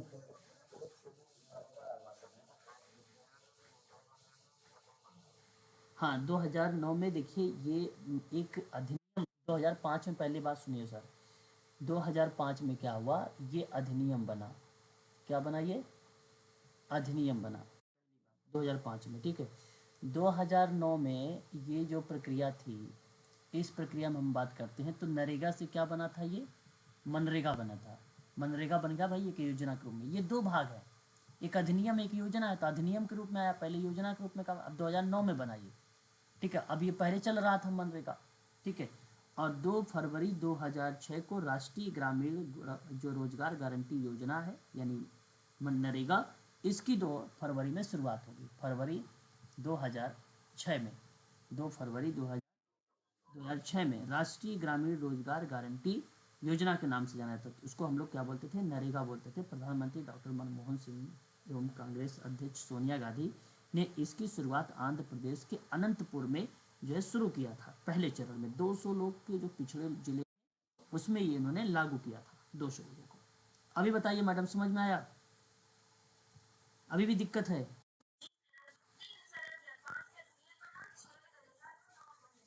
नरेगा, हाँ बिल्कुल, आप इस तरीके से भी कह सकते हो। महात्मा गांधी मनमोहन सिंह के द्वारा ही फरवरी 2006 में जो है इसको शुरू भी किया गया था, शुरू में किया गया था, स्टार्ट किया गया, ठीक है। तो एक लागू के रूप में। 5 में आप अधिनियम को याद रखिए, 6 में आप जो है यहाँ पे नरेगा को रख। हाँ, अब नरेगा से मनरेगा बन गया, तो वो आपका 2009 वाली प्रक्रिया को रख लीजिए, ठीक है। चलो अगला सवाल की बात करते हैं। विलोपन बताइए, विलोपन, विलोपन, विलोपन, विलोपन सर। क्वेश्चन नंबर 53 का अगर हम बात करते हैं तो मनोविकलता मानसिक विकार है। आप कैसे ही मनोविकलता एक मानसिक विकार है, ऑप्शन नंबर बी। भारतीय दंड संहिता की कौन सी धारा है पति द्वारा अथवा पति के रिश्ते दारों द्वारा महिलाओं के प्रति क्रूरता से संबंधित होता है? बहुत इंपॉर्टेंट सवाल है भाई, याद रखिएगा, आईएमपी क्वेश्चन है। Question number 54, option number D 498। हाँ, हम्म। इसमें कहा गया है कि पति के द्वारा या पति के कोई रिश्तेदार अगर महिला के प्रति क्रूरता व्यवहार करता है, उसे कमेंट वगैरह पास करता है, तो उसके ऊपर जो है भारतीय दंड संहिता के तहत धारा 498 जो है लागू हो जाएगा। जी। भारत में गरीबी रेखा का आकलन करने हेतु एक आवधिक सर्वेक्षण डैश द्वारा किया गया था। यहाँ सही सवाल है, बहुत इजी है, और क्वेश्चन भी आप बता सकते हो, ये कई बार रिपीट भी हुआ है। क्वेश्चन नंबर, राष्ट्रीय न्यायाधीश संगठन के द्वारा आया था यह, बेसिकली हाँ गरीबी रेखा के अंतर्गत एनएसएसओ के बारे में मैंने भी बताया भी था हाल ही में आप लोगों से, मुझे याद है, ठीक है। ये नेशनल सैंपल सर्वे ऑर्गेनाइजेशन है, option number A is the right answer. Question number 56 हमारे सामने दिया गया है। 56 आपसे क्या कहता है? 56 आपसे कहता है कि व्यक्ति अथवा वातावरण के बीच संबंध के स्वरूप की व्याख्या करने हेतु लाइफ स्पेस की अवधारणा किसने शुरू की थी? लाइफ स्पेस की अवधारणा किसने शुरू किया था? अच्छा सवाल। क्वेश्चन नंबर 56 ऑप्शन जो जाएगा वो बी करेक्ट होगा, कर्ट लेविन के द्वारा। लाइफ, हाँ, तो लाइफ स्पेस की जो कॉन्सेप्ट होता है वो कर्ट लेविन के द्वारा दिया गया है, option number B is the right answer, correct होगा यहाँ पे। एक कुछ किताब है, नाम है from charity to social case work in England and United State. अब देखिए यहाँ गलत, यहाँ गलत है मैरी रिचमंड, यहाँ गलत हो जाएगा। Mary in England and United State की अगर हम बात करते हैं तो एलिजाबेथन एग्न्यू का नाम आ जाएगा, ऑप्शन नंबर 4। ठीक, 1922 वाली ही प्रक्रिया यहाँ पे शामिल होगी, ठीक है। याद रखिएगा ये भी सवाल, अगर इन इंग्लैंड नहीं लिखा रहता तब आप लोग कह सकते थे मैरी रिचमंड, करेक्ट जवाब हो जाता वहाँ पे। फिर हमारे सामने सवाल है कि समाजकारी इतिहास की प्रमुख घटनाओं को प्राचीन से आधुनिक क्रम में आपको यहाँ पे दर्शाना है। तो आपको अगर वर्ष पता है तो आप बता सकते हैं। एलिजाबेथन पुअल्ला की अगर हम लोग बात करते हैं तो 1601 बताते हो। चैरिटी ऑर्गेनाइजेशन सोसाइटी की बात करते हो तो आप 1869 बताते हो। सेटलमेंट हाउस मोमेंट की बात करता हूँ तो आप 1884 बताते हो। और अगर मैं मेडिकल सोशल वर्क की बात आप लोगों से करता हूँ तो 1900 के दशक बताते हो। तो जरा बताइए एक बार करेक्ट ऑप्शन करेक्ट क्या होना चाहिए? 1 2 3 4 क्रम में ही लिखा है। 1601 है, फिर 1869 है, फिर 1884 आ जाता है यहाँ पे। 84 के बाद आप 1900 देख रहे हैं, तो सही जवाब ऑप्शन नंबर 1 2 3 4 है, यानी पहला ऑप्शन आपका करेक्ट हो जाएगा। क्वेश्चन नंबर 59, एक अच्छी तरह से एक अच्छी तरह से तैयार की गई सामाजिक नीति जनता के आवाज़ पर आधारित होती है, तब जमीनी स्तर पर जुड़ी होती है। तो यह प्रक्रिया यस या नो में रखोगे? तो मैं आप सबसे कहूँगा कि ये प्रक्रिया यस में रखिएगा। सत्य है ये बात कि अच्छी तरह से तैयार की गई जो सामाजिक नीति है वो जनता की आवाज़ पर आधारित होती है और ज़मीनी स्तर से जुड़ी होती है। ये बात करेक्ट है, सत्य भी है। सामाजिक नीति सामाजिक सरोकार के क्षेत्र में तैयार की जाती है और ये भी करेक्ट है और सही व्याख्या इसको दर्शाती है, इसलिए ऑप्शन नंबर आप करेक्ट करिएगा। सवाल जिसे अगर मैं कहूँ व्याख्या को शुद्ध करने के लिए, एक अच्छी तरह से तैयार की गई सामाजिक नीति जनता की आवाज़ पर आधारित होती है और जमीनी स्तर से जुड़ी होती है। कारण क्या है भाई? क्योंकि सामाजिक नीति जो है सामाजिक सरोकार के क्षेत्र को तैयार करती है, रीजन यही था, इसलिए इसकी सही व्याख्या बन जाती है। Option number third is the right answer हो जाएगा। क्वेश्चन 60 हमारे सामने सवाल है और 60 क्या कह रहा है कि बाल पंचायत अथवा बच्चों के संसद यूनिसेफ के प्रयास तथा यह ग्राम पंचायत की अवधारणा के प्रतिमान को तैयार करती है। मैं आपसे कहूँगा कि ये सवाल का पॉइंट जो जा रहा है करेक्ट है। वहीं बात करते हैं कि आपसे कहता है जिन मुद्दों को बच्चों पर प्रभाव अथवा व्यापक रूप से जिनका जिनका समाज पर प्रभाव पड़ता है ना, जिन पर समाज पर प्रभाव पड़ता है उसमें बच्चों की भागीदारी पर बाल पंचायत का गठन पर भी बल दिया जाता है। बिल्कुल ये भी सही है, इसलिए मैं आप लोगों से आपका दोनों करेक्ट है। ऑप्शन नंबर एक आप लगा के चले आइए या one. Option number A is the right answer. Ready वाले बच्चे यानी स्ट्रीट वेडर्स के बारे में आज मैंने थोड़ा सा आप लोगों से जिक्र भी किया था, मुझे उम्मीद है कि आप सही सवाल करके जाओगे। रेडी वाले जो स्ट्रीट वेडर्स हैं समाज का अभिन्न अंग है और ये बात करेक्ट है, आप लोग जानते हैं। रेडी वाले अर्थव्यवस्था को असंगठित क्षेत्र के होते हैं, ये भी बात करेक्ट है। और उसकी राज्य के सहयोग में कोई सामाजिक सुरक्षा नहीं होती है। मैं आपसे कहूँगा कि ये स्टेटमेंट आपका करेक्ट है और सही तरीके से इसकी व्याख्या भी है। ऑप्शन नंबर ए आपका सही जवाब हो जाएगा यहाँ पर, है ना।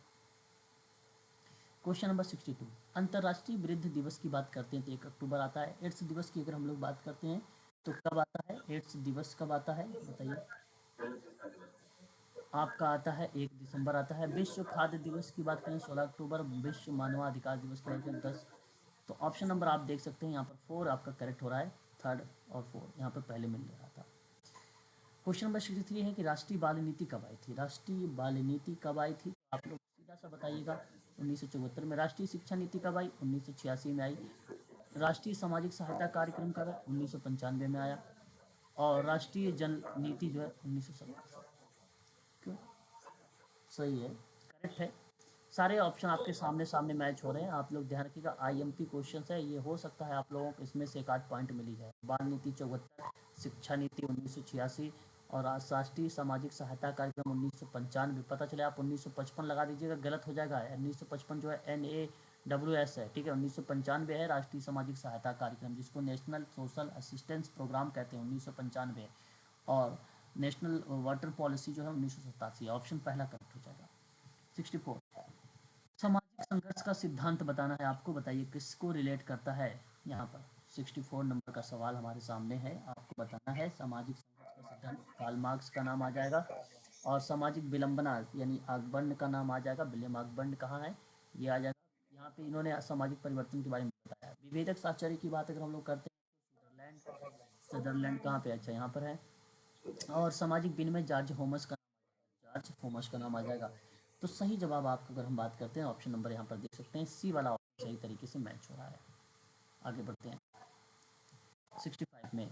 भूमिका अदा करना बेसिकली विचारावेश को रिप्रेजेंट करेगा, है ना। विचारावेश को रिप्रेजेंट करेगा। और जो है यहाँ पे अगर हम बात करते हैं बज समूह किसको रिलेट करेगा? बज समूह किसको रिलेट करेगा? बज समूह किसको रिलेट करेगा एक बार बताइएगा। समूह किसको रिलेट करेगा? नेतृत्वविहीन को। और समूह चिकित्सा बेसिकली दल को रिलेट कराएगा। सम व्यवहार विश्लेषण जो है ईगो स्टेटस को, है ना। तो याद रखिएगा। रोल प्लेइंग की अगर हम बात करते हैं तो ब्रेन स्टॉर्मिंग हो जाएगा। बज ग्रुप को रिलेट बात करते हैं तो जो है लीडरलेस ग्रुप हो जाएगा। ग्रुप थ्योरी की बात करते हैं तो टीम बिल्डिंग हो जाएगा। ट्रांसैक्शनाइज की बात करते हैं तो ईगो स्टेटस हो जाएगा, स्टेट हो जाएगा। सही जवाब ऑप्शन जो है यहाँ पे देख सकते हैं आप लोग, कौन सा होगा? बी ऑप्शन आपका करेक्ट जा रहा है, यानी सेकंड ऑप्शन आपका सत्य है। क्वेश्चन नंबर 66 आपसे पूछा गया कि आश्चर्य प्लस दुख रिप्रेजेंट हो रहा है 66। तो यहाँ पे अगर हम बात करें निराशा आप दर्शाएंगे। और पूर्वापेक्षा प्लस आनंद की बात करते हैं तो आशावादिता को दर्शाएंगे। भय प्लस आश्चर्य की बात करेंगे तो ये क्या दर्शाएगा? विस्मय को।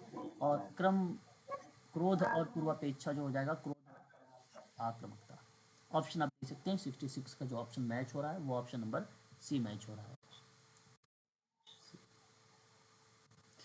67 अपने आरंभ के 75 वर्षों के बाद समाजकारी भारत में अपनी व्यावसायिक स्थिति के लिए संघर्ष कर रहा है।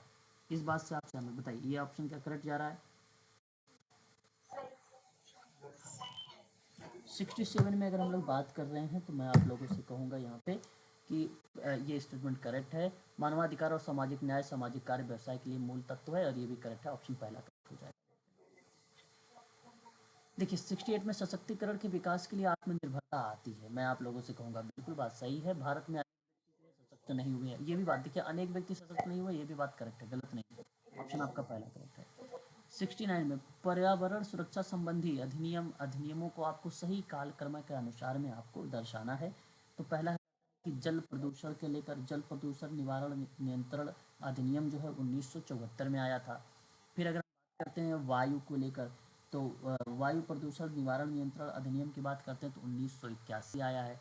और जब वन्यजीव संरक्षण अधिनियम की बात हम लोग करते हैं तो वन्य जीव 1972 आ जाएगा। वन संरक्षण की बात अगर हम लोग करें 1980 आ जाएगा। तो आपको क्रम लगा के दिखाना है, आप लगाइए, सबसे पहले क्या आएगा, 72 आएगा, फिर 74 आएगा यानी सी आ जाएगा, फिर ए आ जाएगा, फिर उसके बाद डी आ जाएगा, फिर उसके बाद बी आ जाएगा। तो C option one, option A पहला करेक्ट। देखिए जल 74 में, ठीक है, जल पहले आप याद कैसे करोगे, पहले पहले आप याद करो वन को, पहले आप याद करो वन, वन सबसे पहले आया, वन्नी वन्नी मतलब वन्य जीव 72 में होगा। फिर उसके बाद जल को याद रखिए 74 में होगा। फिर उसके बाद डी को याद रखिए वन संरक्षण है 80 में है, 80 में है। और जल के बाद वायु, लास्ट में वायु आता है, वायु लास्ट में आता है 81 होता है, 81 होता है। वन्य जीव 72 ये शुरुआत में और लास्ट में वायु, लास्ट में वायु, ठीक है, याद रखिएगा इस तरीके से। 70 70 नंबर का सवाल, 70 नंबर का सवाल हमारे सामने दिया गया है। 70 नंबर का सवाल क्या कहता है आपसे, कहता है कि केंद्र सरकार निम्नलिखित में से योजनाओं को उसके शुरू किए जाने के वर्ष के कालक्रम में आपको दर्शाना है, क्वेश्चन नंबर 70 में। तो राष्ट्रीय मानसिक स्वास्थ्य योजना है, राष्ट्रीय मानसिक स्वास्थ्य योजना की बात करते हैं तो 1995 अभी आप लोग लगाया था। दीनदयाल उपाध्याय पुनर्वास योजना की बात करते हैं तो 2015 में है। प्रधानमंत्री उज्ज्वला योजना की बात करते हैं तो जुलाई 2015, जुलाई 2015, ठीक है, 2015 में। और फिर प्रधानमंत्री कौशल विकास योजना की अगर हम लोग बात करते हैं तो ये 2016 है। तो उन आप देख सकते हैं क्रम में ही लगा है, ए बी सी डी आपका क्रम में जा रहा है, ए बी डी आ रहा है। अच्छा अच्छा ये बी, अच्छा बेसिकली इसको लास्ट में करिएगा, ये बाद में जुलाई के बाद ही में आया है। तो पहले बी कर लीजिए, फिर डी, फिर सी कर लीजिए, ऑप्शन नंबर थर्ड को आप चुनाव कर लीजिए, थर्ड वाला ऑप्शन आपका करेक्ट हो जाएगा, ठीक है। तो मैं कहूँगा कि सर आप जानते ही सामाजिक सहायता योजना 1995 के जानते हैं, पुनर्वास 2015 कर लीजिए, दीनदयाल उपाध्याय वाला। फिर प्रधानमंत्री जो उज्ज्वला योजना है जुलाई 2015 कर लीजिए, प्रधानमंत्री कौशल विकास वाला 2016 कर लीजिए, ठीक है, ऑप्शन आपका यहाँ पे थर्ड करेक्ट हो जाएगा। सवाल की बात, अब देखिए गद्यांश है, गद्यांश आप लोगों को पढ़ाने की जरूरत है नहीं, आप लोग जानते हैं इसके तरीके सबसे। अब देख लीजिए अगर मैं आपसे कहूँ सबसे बड़ा ऑप्शन कौन सा, पहला वाला है, पहला करेक्ट हो जाएगा। दूसरा ऑप्शन में बात करते तो आप संरचनात्मक समाज कार्य का मुख्य सरोकार की बात करना है, ठीक है, पूरी बात स्वभाव को नियंत्रण करने के लिए सामाजिक असमानता को कम करना है ना। यह ऑप्शन आपका बी वाला बहुत पॉजिटिव, अगर आप पढ़ेंगे तो ये ट्रिक है, जब कभी भी इस तरीके के शब्द आए कि कम कर रहा है पूंजीवाद को तो ये पॉजिटिव शब्द है, इसलिए बी आपका करेक्ट होगा। बाकी आप अगर पढ़ेंगे गद्यांश में तो आपको क्लियर पता चल जाएगा। संरचनात्मक समाज कार्य सामाजिक समस्याओं के रूप में देखता है ना। तो रूप में अगर हम बात करते हैं तो देखिए नियम, त्रुटिपूर्ण नियमों को परिणाम के रूप में देखता है, ये परिप्रेक्ष्य भी ऑप्शन नंबर थर्ड वाला भी आपका करेक्ट मान लिया जाएगा अगर गद्यांश पढ़ेंगे तो। संरचनात्मक समाज कार्य सिद्धांत में अगर हम बात करते हैं अवधारणीय कार्य को लेकर, आप देख सकते हैं यहाँ पे 74 में जो 4 है सबसे बड़ा ऑप्शन है, ये आपका ऑप्शन करेक्ट हो जाएगा। और परंपरागत समाज कार्य का एक आवश्यकता क्यों पड़ती है, तो आप देख सकते हैं यहाँ पर ये भी बड़ा ऑप्शन दिख रहा है अधिक परिवर्तन, तो यहाँ पर ऑप्शन नंबर थर्ड भी करेक्ट हो जाएगा। ये ट्रिक के माध्यम से मैंने किया है, इस ट्रिक को भी आप फॉलो कर सकते हैं, ठीक है, इधर नीचे मैंने आंसर भी दे रखा है, सारी चीज़ें है ना, ईजिली मिल जाएगा, ठीक है। तो आज के लिए बस इतना ही रखिए अभी के लिए। अभी मैं आप लोगों से जो बातचीत करने वाला हूँ कुछ मेन तथ्यों पर बात करूँगा। सॉल्व किया है, अब आप लोग ध्यान से सुनिएगा। ओके, कल जो आप सभी का पेपर होने वाला है, पेपर टफ नहीं होगा, इस बात को अब ध्यान रखिएगा सभी लोग। पेपर आप सबके सरल आएंगे, पहली पॉइंट, इस चीज़ को ध्यान रखिएगा। पेपर्स जो रहेंगे, जो भी क्वेश्चंस रहेंगे वो इजी रहेंगे। अगर कोई प्रश्न अगर आपको टफ लगता है तो ऐसी कंडीशन पर आप उस प्रश्न को 2 से 3 बार, एक मिनट, आवाज़ तो आ तो रही है, हाँ आवाज़ आ। अगर बाय द वे जो प्रश्न आपको ना समझ में आ रहा हो तो वहाँ पर प्रश्न को 2 से 3 बार आपको पढ़ना होगा। प्रश्न को 2 से 3 बार पढ़ना होगा। और प्रश्न 2 से 3 बार पढ़ने का मतलब है कि आप रुक रुक के प्रश्न को पढ़ेंगे, रुक रुक के प्रश्न को पढ़ेंगे। और उस प्रश्न को पढ़ते पढ़ते भी आपको उसकी मीनिंग को भी सोचना होगा, मीनिंग को सोचना होगा। ठीक है, ये बात ध्यान रखिएगा। जो प्रश्न आपको टफ लगे, लेंदी लगे, कूट आ रहे हैं, आपको उससे ज़्यादातर प्रश्न यूजीसी में किस तरीके का आएंगे, प्रश्न बना देगा, उसके कूट रहेंगे ए बी सी डी, आपको उसमें आइडेंटिफाई करना होगा। फिर उसके बाद आपको ऑप्शन के नीचे मिलेंगे, ऑप्शन नीचे मिलेंगे, इसमें आपको 1 2 3 या 3 2 4 इस तरीके के ऑप्शन को चुनाव करना होगा। अगर इसमें आपको ढूंढना क्या है, पॉजिटिव शब्द। अब पॉजिटिव शब्द किसके आधार पे, प्रश्न के आधार पे। प्रश्न कहेगा कि विशेषता बताइए तो पॉजिटिव है, अगर कहेगा विशेषता नहीं बताइए तब निगेटिव शब्द, तब निगेटिव शब्द। इसमें बेसिकली जैसे वास्तविकता है, बस एक ही विद्वान है जो वास्तविकता का, स्क्रीन दिखाई नहीं दे रही है, दे रही सर, स्क्रीन दिखाई दे रही है। जिस ऑप्शन में अगर हम बात करें, वास्तविकता केवल ट्रैकर में नहीं मानता है अपने प्रणाली में, निपुणता में, बाकी सभी लोग वास्तविकता को मानते हैं। इसलिए वास्तविक वाला ऑप्शन हमेशा आपका सत्य जाएगा। जिस ऑप्शन में अनुभव अवसर वगैरह मिलता है वो ऑप्शन भी आपका करेक्ट जाएगा। ध्यान रखिए, महिला के संबंध में नीति हुई या योजनाएं हुई, ठीक है, या कार्यक्रम हुआ, या वर्ष हुआ, अंतर्राष्ट्रीय वर्ष या दिवस हुआ, ये आपको ज़रूर पढ़ के जाना, इनमें से ज़रूर एक आध आएगा। ठीक है, याद रखेंगे ये SDG 1 से लेकर 10 तक के जो लक्ष्य हैं ये तो आप पढ़ के जाना है आपको।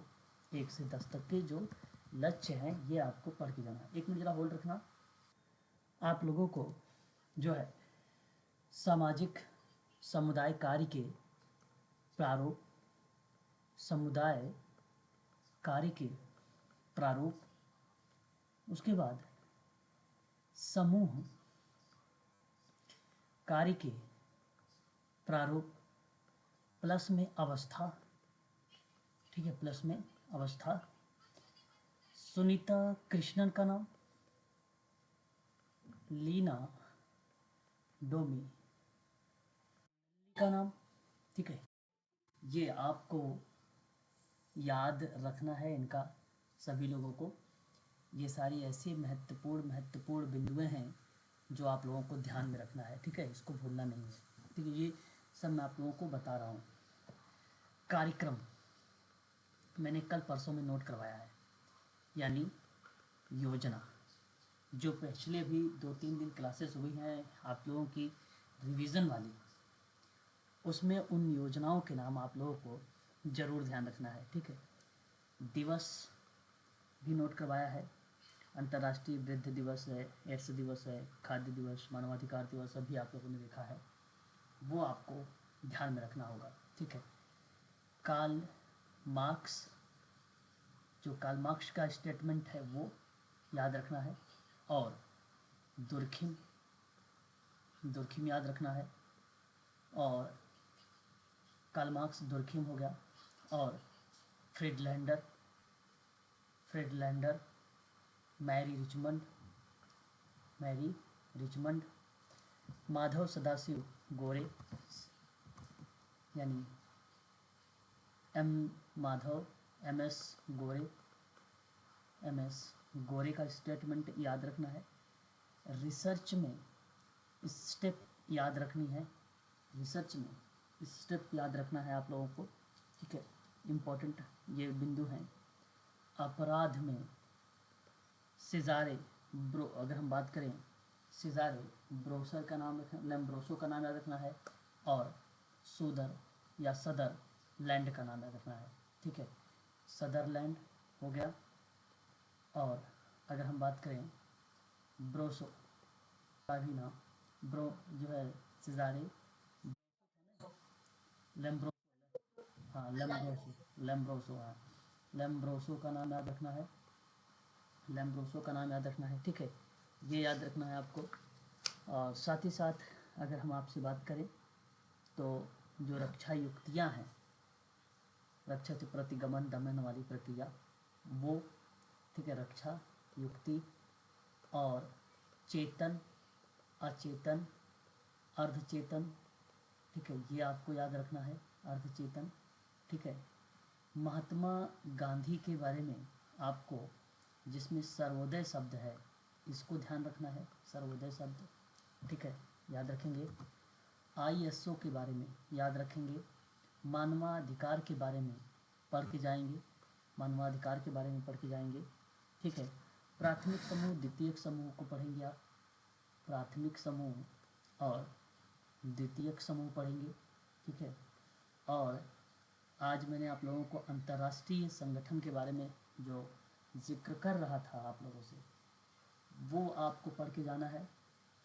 ठीक है, WHO हो गया, आपको इसका मुख्यालय वगैरह थोड़ा सा ध्यान रखिएगा, और यूनिसेफ हो गया, और यूनेस्को हो गया, और FAO हो गया, इनके भी थोड़े से मुख्यालय वगैरह आप लोग ध्यान रखिएगा, इम्पोर्टेंट रहेगा आप सबके लिए।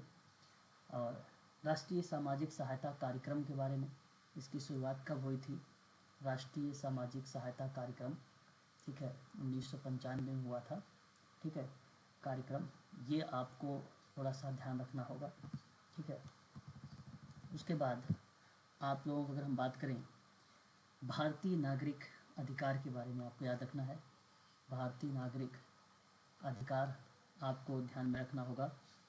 और DPSP याद रखना होगा आपको, संविधान की प्रस्तावना आपको पढ़ना होगा, संविधान की प्रस्तावना आपको पढ़ना होगा। सामाजिक संस्थाएं कौन कौन सी हैं, सामाजिक संस्था कौन कौन सी है, ये आपको पढ़ना होगा, सामाजिक संस्था। और PRA और RRA का अंतर आपको पढ़ना है, आपको अंतर पढ़ना है।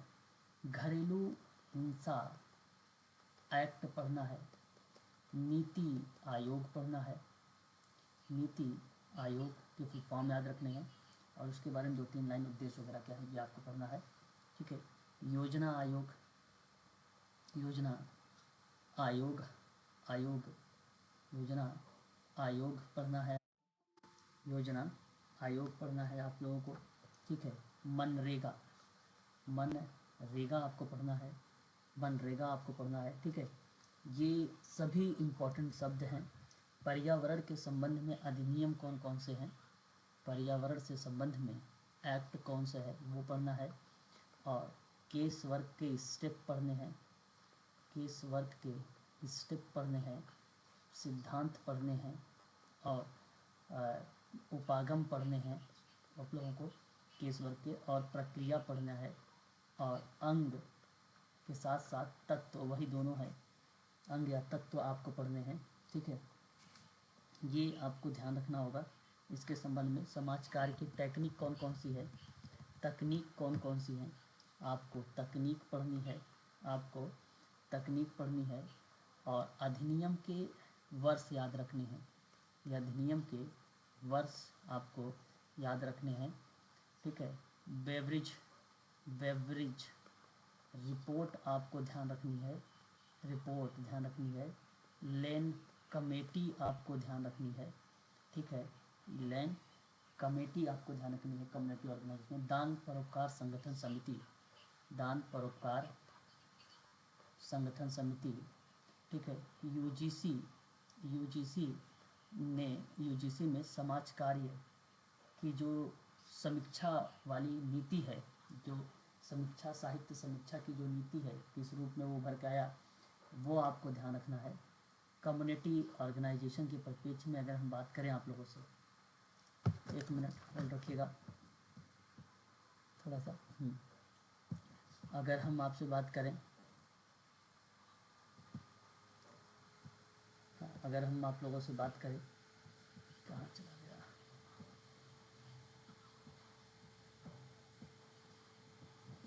अगर आप लोगों से बात करें तो का समुदाय के प्रारूप याद हो गया, सोशल एक्शन के प्रारूप याद रखने हैं आपको। समुदाय सोशल एक्शन के प्रारूप आपको याद रखने हैं, प्रारूप विट्रो का, ठीक है, विट्रो का। मैंने बुक की एक पीडीएफ आप लोगों को प्रोवाइड किया है, बुक वाली पीडीएफ आपको सर्च करना है टेलीग्राम से। ये बुक की इम्पोर्टेंट वर्स आपको ध्यान रखने हैं। मार्टिन लूथर का बुक याद रखना है, फ्रांस फेनन की बुक याद रखनी है।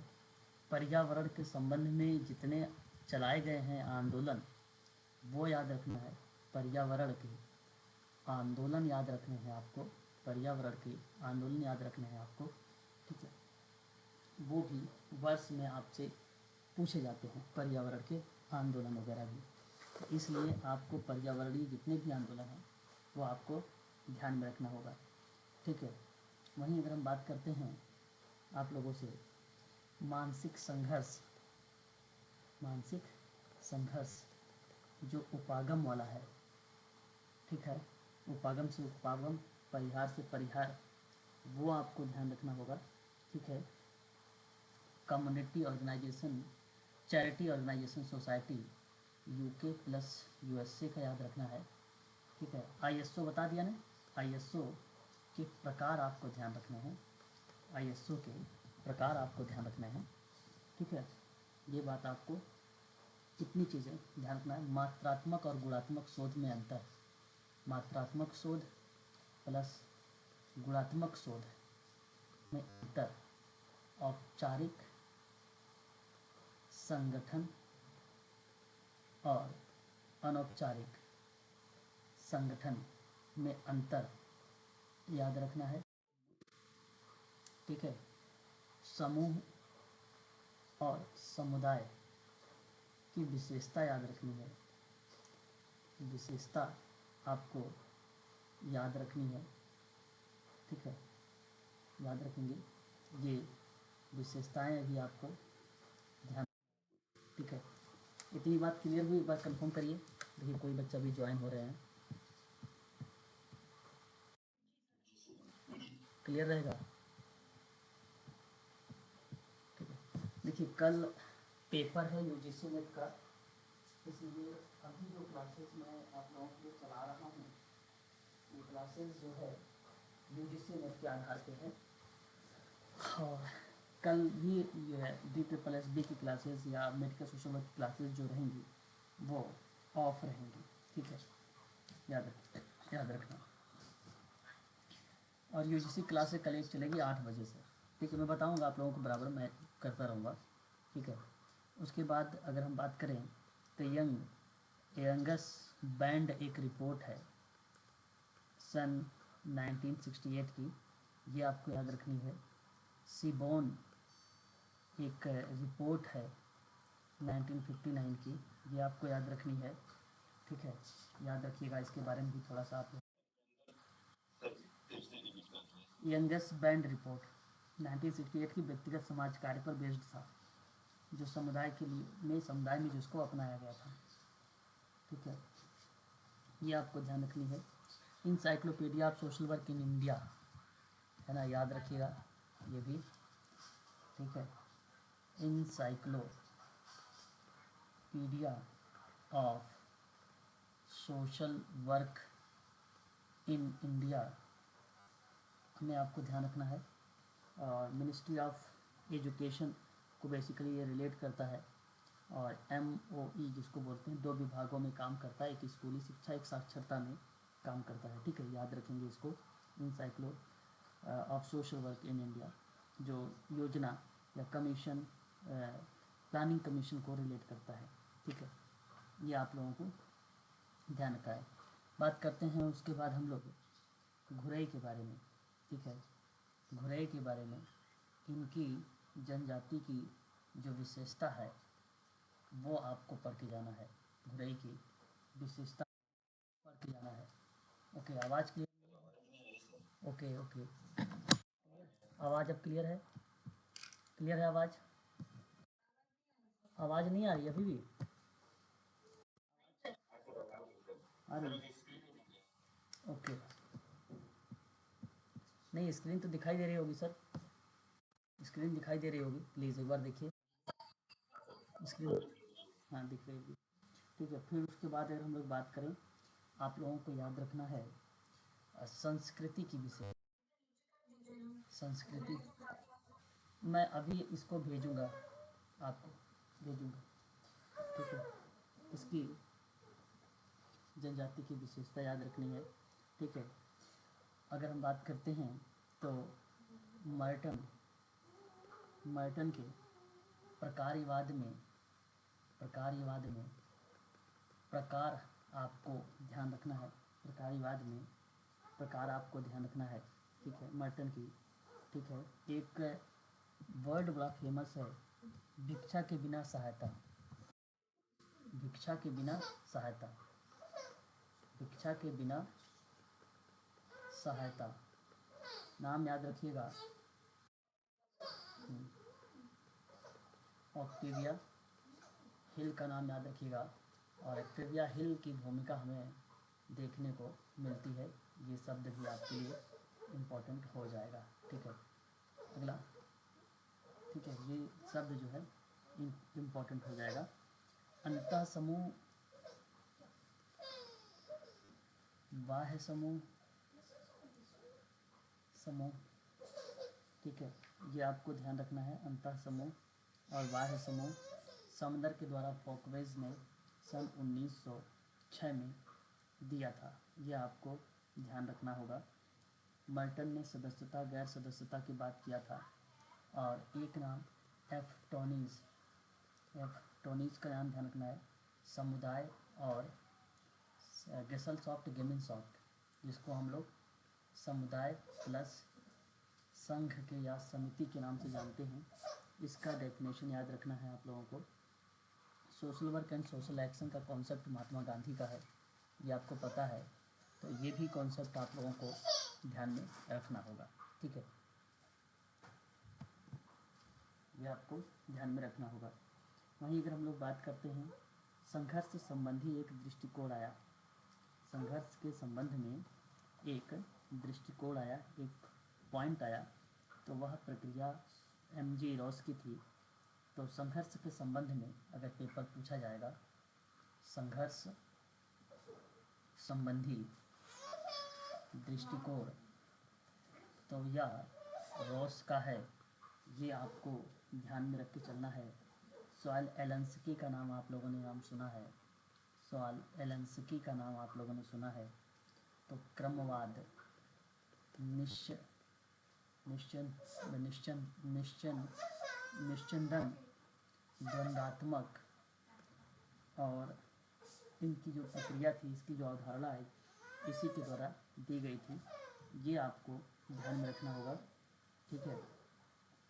और प्रक्षेपण की विधियाँ कौन कौन सी होती हैं, प्रक्षेपण, प्रक्षेपण की विधियाँ या प्रक्षेणी या प्रक्षेपी विधि, TAT, CAT, Hermann Rorschach and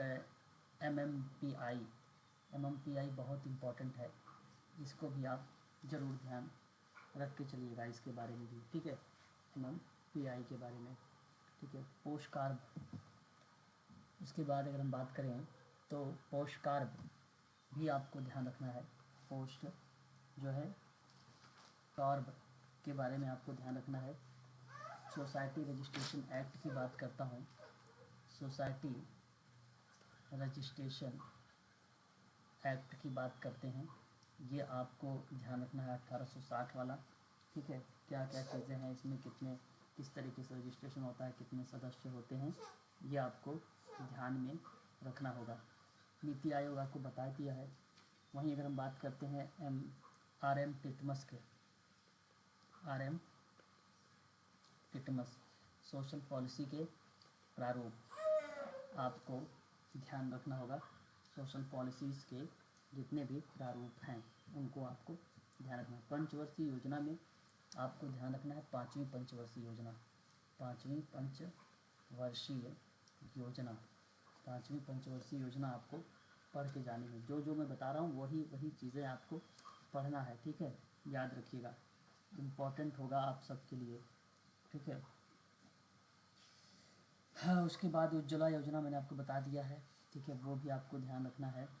अटल वयो अभ्युदय योजना वयो वरिष्ठ नागरिकों के लिए है और ये भी आपको ध्यान रखना है। अटल वयो अभ्युदय योजना भी आपको याद रखनी है, ठीक है। तो ये इतनी जो बातें हैं आप लोगों को ध्यान में रखना होगा, ठीक है। तो ये चीज़ें हैं। अनुच्छेद आपको 36 से लेकर 50 तक अनुच्छेद आपको पता होना चाहिए, ठीक है। और जितने भी समाज कार्य के विद्यालय हैं, स्कूल हैं, उन विद्यालयों के बारे में भी आपको पता होना चाहिए। आरपीडब्ल्यूडी एक्ट की बात करें तो आरपीडब्ल्यूडी एक्ट भी आप लोगों को ध्यान में रखना होगा, ठीक है। ये चीज़ें हो गई आप लोगों का पूरा टोटल कंप्लीट। आरपीडब्ल्यूडी एक्ट हो गया। न्यू अगर हम बात करें एजुकेशन पॉलिसी तो वो भी आपको ध्यान में रखनी होगी, न्यू पॉलिसी एजुकेशन वाली और आरपीडब्ल्यूडी एक्ट वाला भी, ठीक है। ये है, पेपर सरल होगा, प्रश्न पर 2-3 बार आप विचार करें, प्रश्न आपको इजी लग जाएंगे, आप आसानी से किसी भी प्रश्न का जवाब दे सकते हैं, ठीक है। क्लियर है? क्लियर है? ओके, चलिए। तो ये जो था आपकी मेन बातें, है ना। और चलिए कल आप लोग परीक्षा दीजिए और अपना बेस्ट देना सभी लोग, ठीक है। और आप सभी के जैसा क्वेश्चन आपके सामने होगा वो क्वेश्चन सभी के सामने होगा, ठीक है। अगर आपको प्रॉब्लम हो रही है उस समय उस क्वेश्चन में तो आप ये सोचिए कि वो प्रश्न में सभी को समस्या हो रही होगी, ठीक है। क्या रिवाइज कर दूँ? क्या क्या पीडी क्या? मानवाधिकार, आप मानवाधिकार के जितनी भी तीन पीढ़ियाँ हैं, हाँ, मानवाधिकार की जो भी पीढ़ी है वो पीढ़ी आप पढ़ लेना, ठीक है। पहली पीढ़ी, दूसरी पीढ़ी, तीसरी पीढ़ी, ठीक है, मानवाधिकार की, ठीक है। तो पेपर सबके लिए सामान्य होंगे, सभी के लिए। और देखिए आपके सामने जो प्रश्न आया है वही प्रश्न दूसरे के सामने भी है, आप कितना अच्छा उस प्रश्न में अपना पॉजिटिव दे सकते हो वो आपके ऊपर डिपेंड करता है, वही आपको फाइट करता है। फर्स्ट पेपर मैं आप लोगों से कहूँगा कि वो सबके लिए कॉमन होता है, सबके लिए तो अपनी जो पकड़ है, जो कैचिंग पावर है, वो सेकंड पेपर पे है।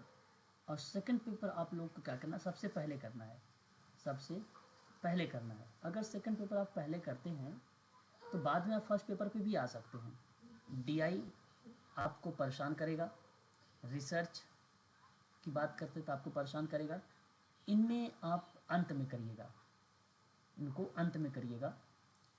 क्योंकि कारण ये है कि अगर आपको डीआई अच्छी आती है तो आप कम समय लेते हो तो ठीक है, क्योंकि डीआई बहुत लेंदी होता है, लंबा समय लेता है डीआई, सॉल्व करना पड़ता है। तो मैं चाहूँगा कि आप अपने टाइम को बचत करिएगा, पहले सोशल वर्क करिए आराम से। आप सोशल वर्क में 2.5 घंटे भी ले सकते हैं, अरे सॉरी 2.5 घंटा कह रहा हूँ मैं, आपको 1.25-2 घंटे ले सकते हैं, है ना, 1.25-2 घंटे ले सकते हैं। और आप जो है 75 मिनट में भी आप फर्स्ट पेपर को कर सकते हैं, 50 क्वेश्चन है ना। और तुक्का अगर आपको मारना है तो तुक्का मारने का मैं जो तरीका बताया हूँ उसका आप फॉलो करिएगा तुक्का मारने के, ठीक है। जो तरीका बताया है उसी के आधार पर तुक्का मारिएगा। और पहले तो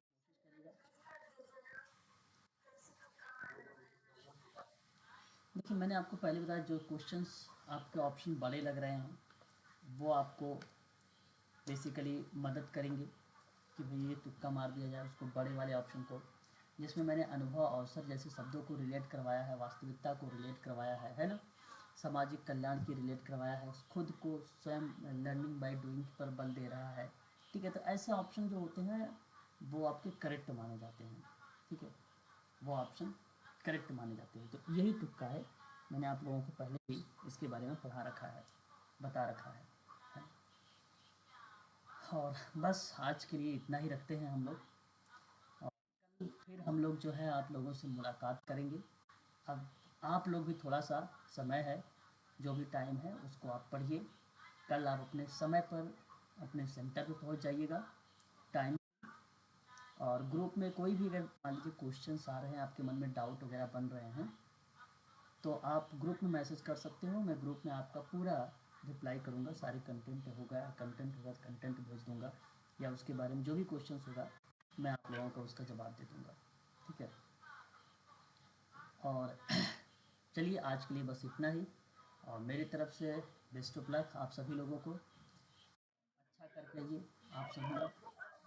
ठीक है, हाँ, अच्छा करके आइएगा आप सभी लोग।